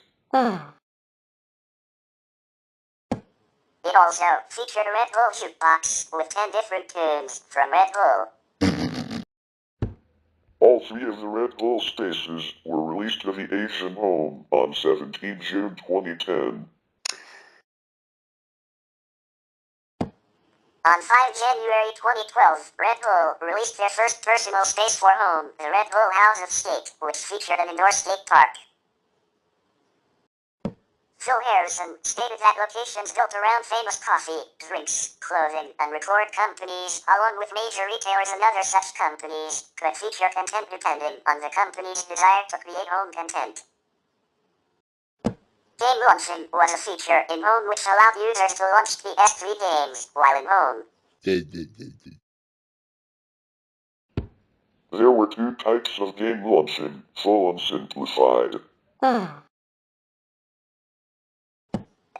game launching support allowed users to organize and start multiplayer games with other home users who may or may not be on their friends' lists. Users could set up a full game launching session by going into their menu screen, selecting Game Launching, and setting up a session with advanced options. They could also join an existing session. When users had set up a game that was ready to launch, the name of the game and how many players had joined the session was shown under the users' names above their avatar's head. By using the game launching feature, users were entered directly into the game, bypassing the normal title screen. After the match ended, users could either quit the game and be returned to their XMP, or they could quit the game and be returned to home. Simplified game launching, also known as universal game launching, was implemented with Core Client Update v1.30 and allowed any PS3 game to be launched from home. With simplified game launching, users could insert a game into their PS3 while in home and follow the on-screen directions. Users had a limited number of options to select with simplified game launching. For instance, they could not choose what map or level they wanted, nor could they choose what settings for the map or level within home. Users had to do that after the game had been launched. The name of the game and how many users had joined the session was also shown under the users' names above the avatars' heads. Picture frames were the first feature to support user-generated content with photo sharing. The infamous game Space also supported user-generated content by allowing users to create their own unique graffiti designs in the graffiti minigame and save it to their PS3's HDD to display for their friends. Users were also able to create their own apartments with Dream's blueprint home. On 16 October 2009, Rockstar Games began having Beaterator parties at the Listen at Home station in North America's former Central Plaza. Beaterator is a PSP game that allows users to mix their own music and produce their own loops.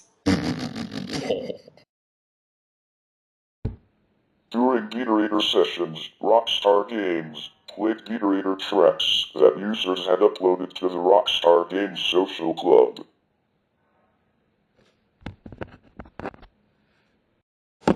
PlayStation Home was a host for several games exclusive to PlayStation Home.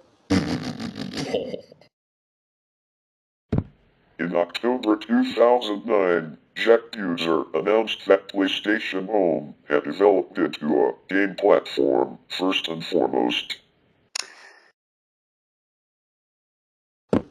From then, several PlayStation Home exclusives were released. The first game was I, which was released before the change in development to a gaming platform. The more prominent PlayStation Home exclusive games included Xi was the world's first console-based and virtual world-based alternate reality game. The game was an adventure that took place in a series of secret areas in home that changed frequently. The goal of the game was to help find Jess and the meaning of the letters I by collecting fragments and butterflies. The game also involved the users to search for clues in the real world. This game was created by Dreams, who released several stages for Xi. The Design Museum featured an updated Xi Alumni Hub, the 3 Alpha Zone 1 spaces, game test area, maximum tilt lobby, an adventure lobby, and 4 Alpha Zone 3. In addition, the Design Museum featured a Design Museum shop with items such as a maximum tilt bike and the robot stapler for users' personal spaces. Users could also purchase the public space, Party at Jess's apartment, that was featured during Xi.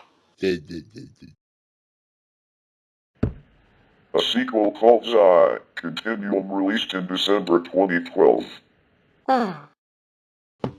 It took place over a period of 47 days, though users could complete it at their own pace. Over the 47 days, it featured new content each day, either in home, on external websites, or via community tasks. The objective was to stop a character named It Flaming Death and prevent a bomb from destroying the continuum, and in turn, home. Sodium was the first home-based massively multiplayer online game, released on 17 December 2009 to the European and North American versions of Home and on 17 June 2010 to the Japanese version. This game was developed by Outso and published by Lockwood Publishing, and was the first part of a planned 4-part series of games for Home. Only 2 were released by the time of Home's closure. Like in Xi, there was a space for the game that could be accessed through the navigator. The space was called the Sodium Hub and featured the Salt Shooter game. The first 5 levels were entirely free, while additional levels and experiences could be unlocked with a purchase of virtual items. New games, virtual items, and community events were added. Sodium 2, Project Velocity, was released on 16 June 2011. Unlike its predecessor, Sodium 2 was completely free to play. The game involved high-speed racing, similar to the Wipeout series of games. Sodium 2 featured a single-player mode that allowed users to hone their skills and progress through the Sodium 2 XP system. Users could complete objectives, earn Sodium credits, and compete on the worldwide leaderboard. In addition to single-player, Sodium 2 featured real-time multiplayer where users could race against friends or strangers. The Midway was a series of 3 games, developed by Mass Media Incorporated. The Midway was a carnival-style space, released on 1 July 2010 in Europe and North America. The space featured 10 mini-games, with 10 rewards for each mini-game, in addition to a free personal space, called Darla's Den. Users could purchase a gold ticket, 50 tickets, to have access to all of the games until they were out of tickets. The space also featured a random, free-to-play mini-game that occurred every 15 minutes. In addition to one specific mini-game, Mid-Fortunate, that was free to play every 5 minutes.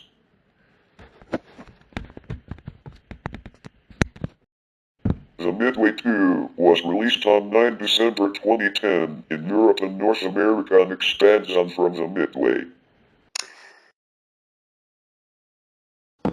Just like the Midway, it was a carnival-style space and added 10 more mini-games with rewards, including Mid-Fortune from the Midway with new rewards. The space also featured the random free-to-play mini-game, most of which occurred every 15 minutes.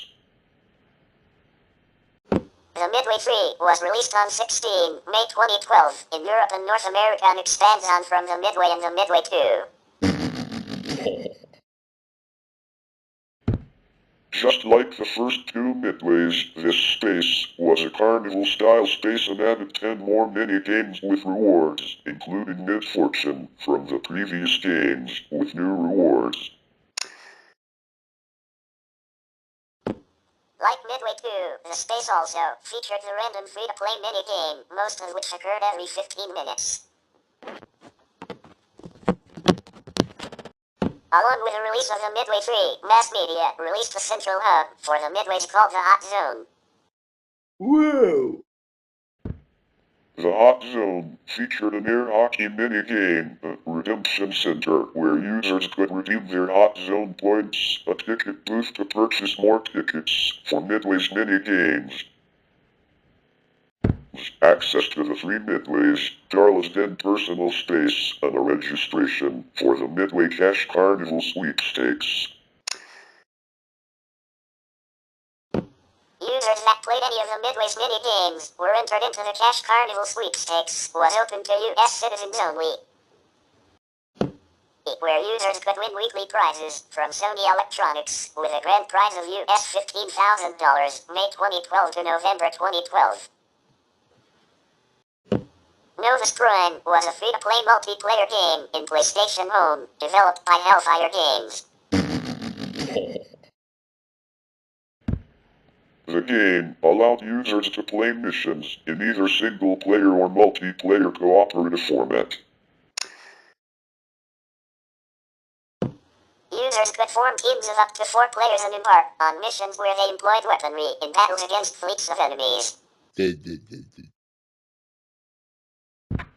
In addition to the navigator, users could access Novus Prime from the Action District.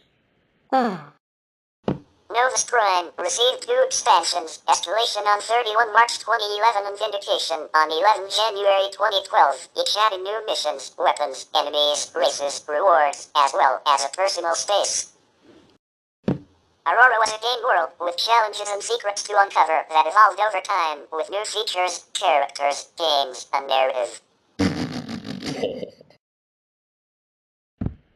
Aurora featured the mini-game, or Runner, where users could gain XP and unlock special rewards by defending the isles from enemies. It also featured the mini-game Sky Fishing, where users could sky fish for various items to add to their collection journal. There were also various information points with information about Aurora. Users could also complete the 12 tasks of Collectorama, which upon completing granted the users the Collectorama pack.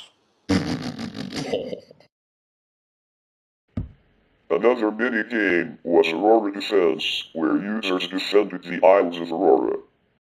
Whoa! Aurora was made by End Dreams and was released on 17 March 2011. No Man's Land was a multiplayer third-person tactical shooter featuring a cover-based movement system and 4v4 team battles. The game was developed by VME and released in North America on 20 June 2012 and in Europe on 25 July 2012. Following the completion of a tutorial session, players were given an introductory loadout that allowed access to the game. Armor and weapon upgrades could be purchased from in-game commerce points in a variety of combinations which VME planned to evolve in time. The game featured 2 modes, Scavengers and Team Deathmatch. Team Deathmatch was a time-limited game mode that involved killing as many enemy players as possible. In the Scavengers game mode, teams had to collect salvage packs from the depleted cityscape. These resources were all that were left of the old world. Each team had to bring all the salvage to their salvage dump before the other team did. Players earned points for placing salvage on their team's salvage dump for stealing enemy salvage, and for simply killing the enemy.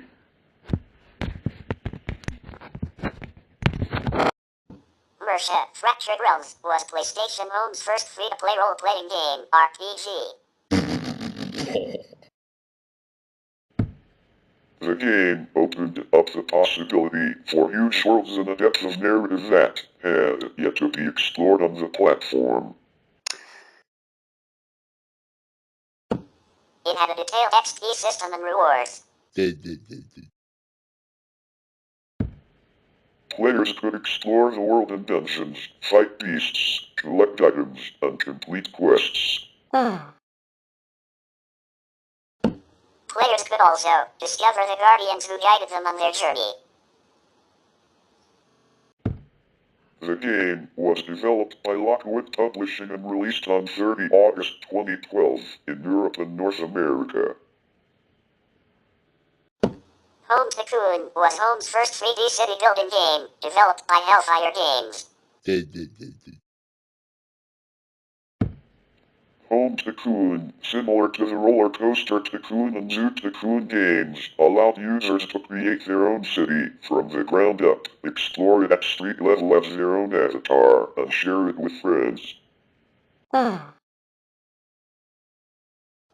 game also featured a large variety of story-driven missions and activities, vehicle driving, and over 50 avatar rewards to unlock.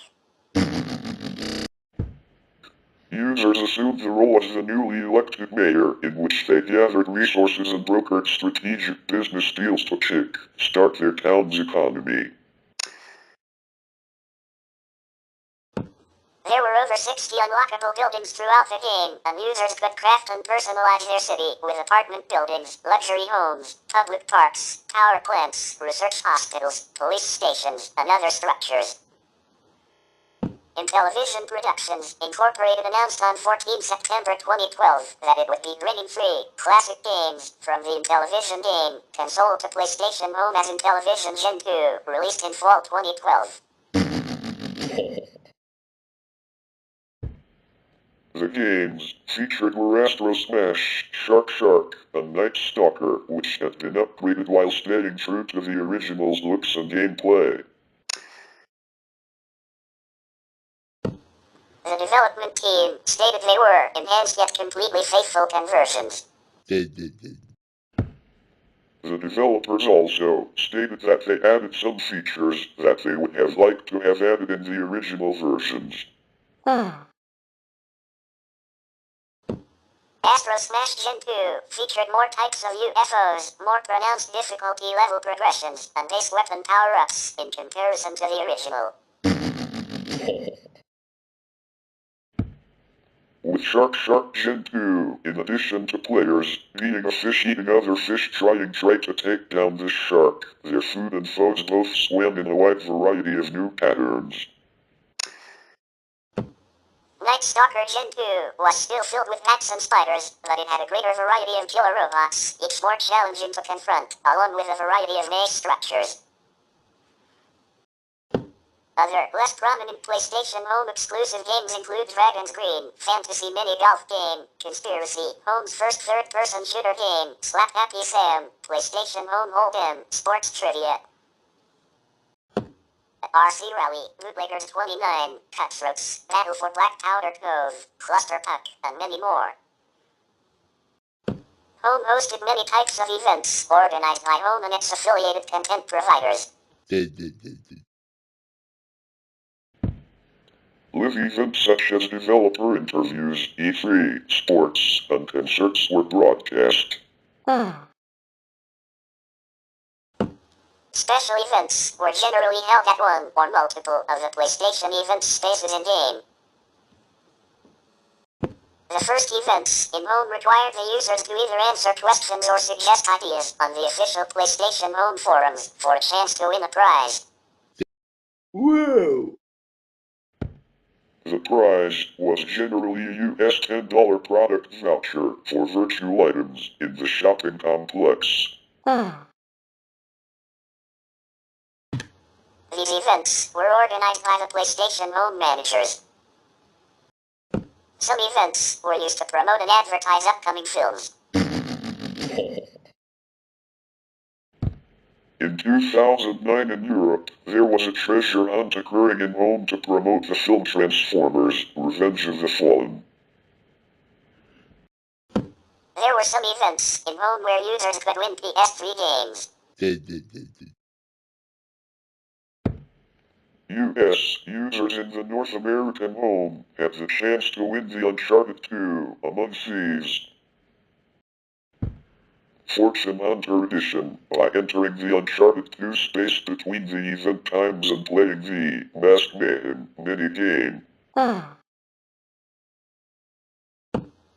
user who placed first on the leaderboard in the Uncharted 2 space received the Fortune Hunter Edition.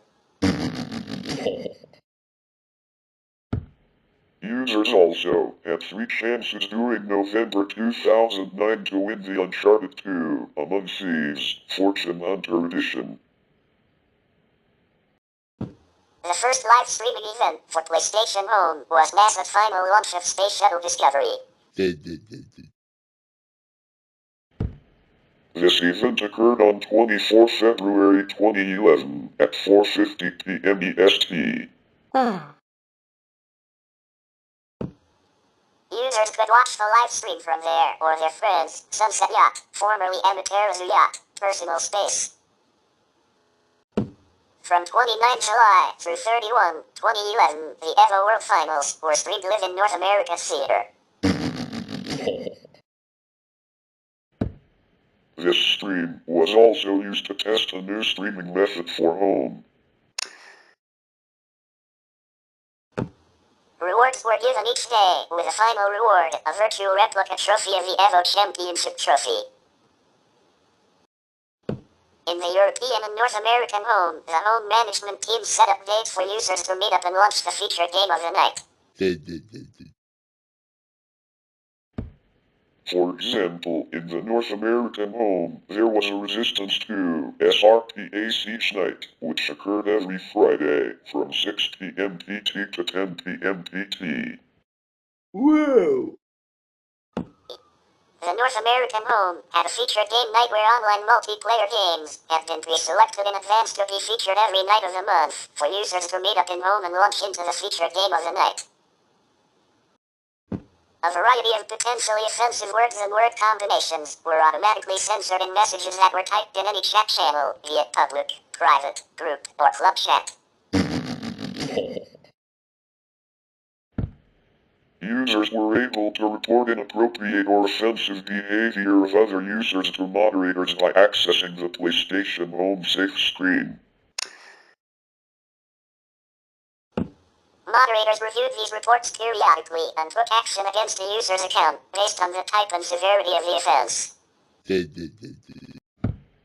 A limited number of live moderators also patrolled PlayStation Home, who had the ability to take action against users immediately.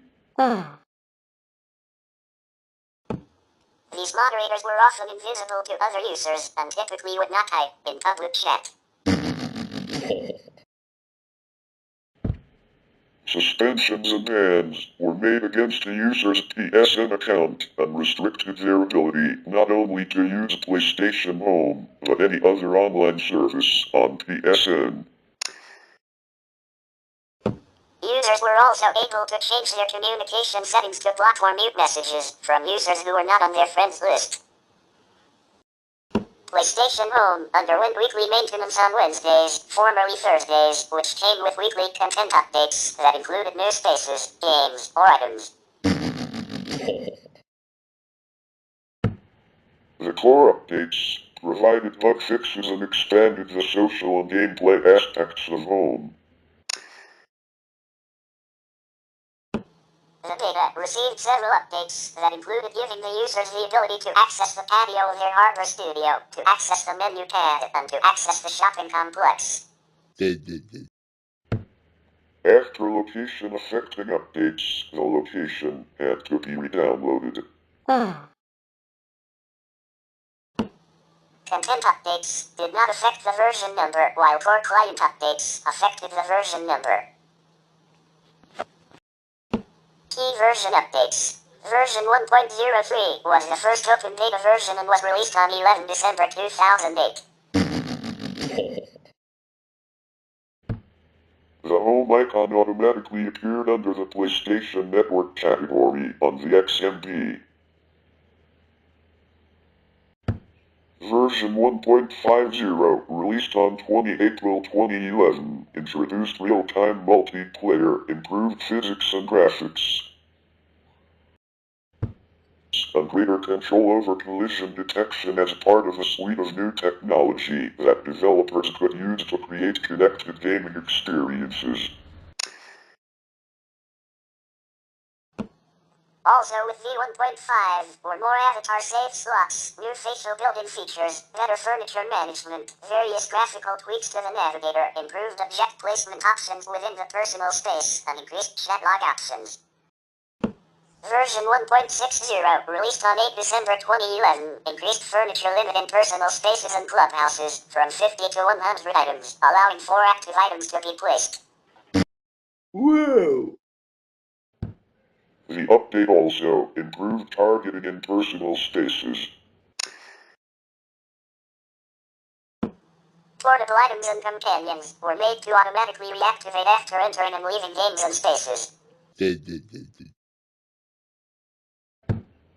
A new help system was also introduced to help beginners.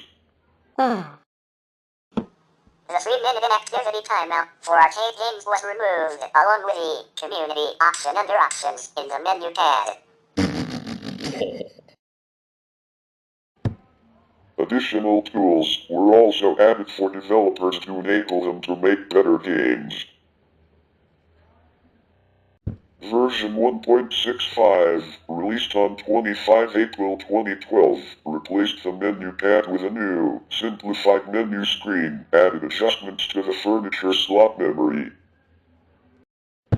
enhanced visual display of available memory use, and added a new voice chat system that replaced the personal call function.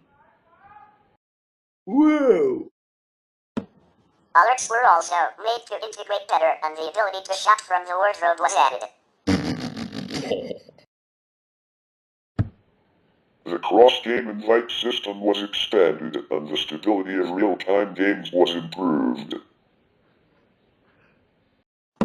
Version 1.70, released on 12 September 2012, included new features for the camera, an added emote, changes to commerce to make it easier to shop, and new functionality for animated portable items. New improvements included an update to the ignore and block function, a new private message sound effect, and general stability improvements. Version 1.86, released 12 March 2014, included the addition of trophies to be earned for PlayStation Home. And version 1.87 was released immediately after the closure of the service on 1 April 2015. When users try to start Home, 2 images appear, which states that PlayStation Home is closed. It thanks the 41 million users worldwide who accessed Home over its lifetime, and lists some of the developers that created content for Home. Room for PSP, a cancelled service that was to be similar to PlayStation Home, was in development for the PlayStation Portable. Whoa! Officially spelled as Room, it was being beta tested in Japan. It was to be added to the PSP in an update and could have been launched directly from the PlayStation Network section of the XMP.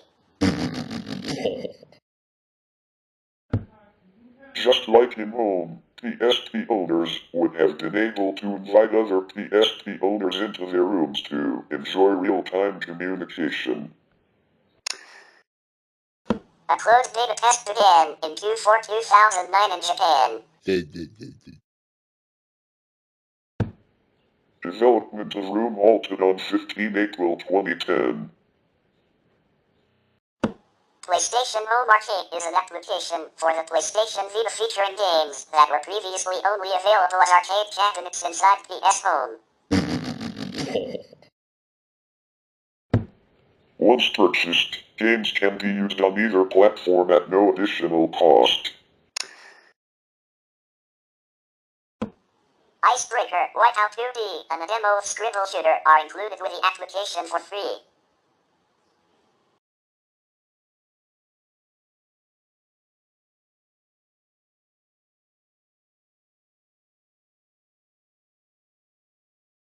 Following the closure of PlayStation Home back in 2015, fans began the preservation project of reverse engineering old home data in an effort to bring the closed platform back online with full functionality. On 28 March 2021, IGN released an article about one such project, Destination Home, and then a follow-up 2 years later. Room, officially spelled as room with capital letters and the infinity symbol in place of E, who was being beta tested in Japan from October 2009 to April 2010. Development of Room has been halted on April 15, 2010, due to negative feedback from the community. Announced at EGS 2009, it was supposed to be a similar service to the PlayStation Home and was being developed for the PSP. Launching directly from the PlayStation Network section of the XMB was also to be enabled. Just like in Home, PSP owners would have been able to invite other PSP owners into their rooms to enjoy real-time communication. A closed beta test had begun in Q4 2009 in Japan. Room for PlayStation Portable, officially styled room, that is, with the initial and final letters in capital case and an intervening pair of lowercase letters O, suggested by an intervening infinity symbol, also marketed as PlayStation Room, was a community-based social networking service that halted development on April 15, 2010. It was being developed by Sony Computer Entertainment Japan and beta tested in Japan from October 2009 to April 2010 for the PlayStation Portable on the PlayStation Network. The service was similar to the PlayStation 3 service, PlayStation Home. Room was first announced at EGS 2009. It could be launched directly from the PlayStation Network section of the PSP's cross-media bar after it had been downloaded and installed onto the PSP system. Just as with Home, PSP owners would have been able to invite other PSP owners into their simulated rooms, called My Rooms, to enjoy real-time communication. The service would have been free with additional premium content available at launch. It was to be available for all models of the PSP. Sony announced that it would allow users to create 3D avatars, room spaces, blogs, albums, and chat support. A closed beta test was conducted from October 2009 up to April 15, 2010, with selected PSP owners receiving an invitation to participate, and further details. PSP owners in Japan were able to sign up from September 24 to October 5, 2009 on the Japanese website, requiring access to the internet from their PSP, age of 18 years or more, and a PlayStation Network Master account. Development of the service was halted on April 15, 2010, in light of the feedback from the participants, with SCE Japan thanking them for their feedback. In 2015, Sony launched PlayStation Gear, an online merchandise and apparel store. Jason Schreier of Bloomberg News reported in December 2021 that Sony was working to create a new subscription service, codenamed Spartacus. intended as a competitor to the Xbox Game Pass service by Microsoft, with plans to release in the second quarter of 2022. The multi-tiered service would incorporate PlayStation Plus, PlayStation Now, and additional features such as the most expensive tier that would give players access to PlayStation 1, 2, and 3 games. We will continue more about PlayStation in Part 15, so stay tuned for more.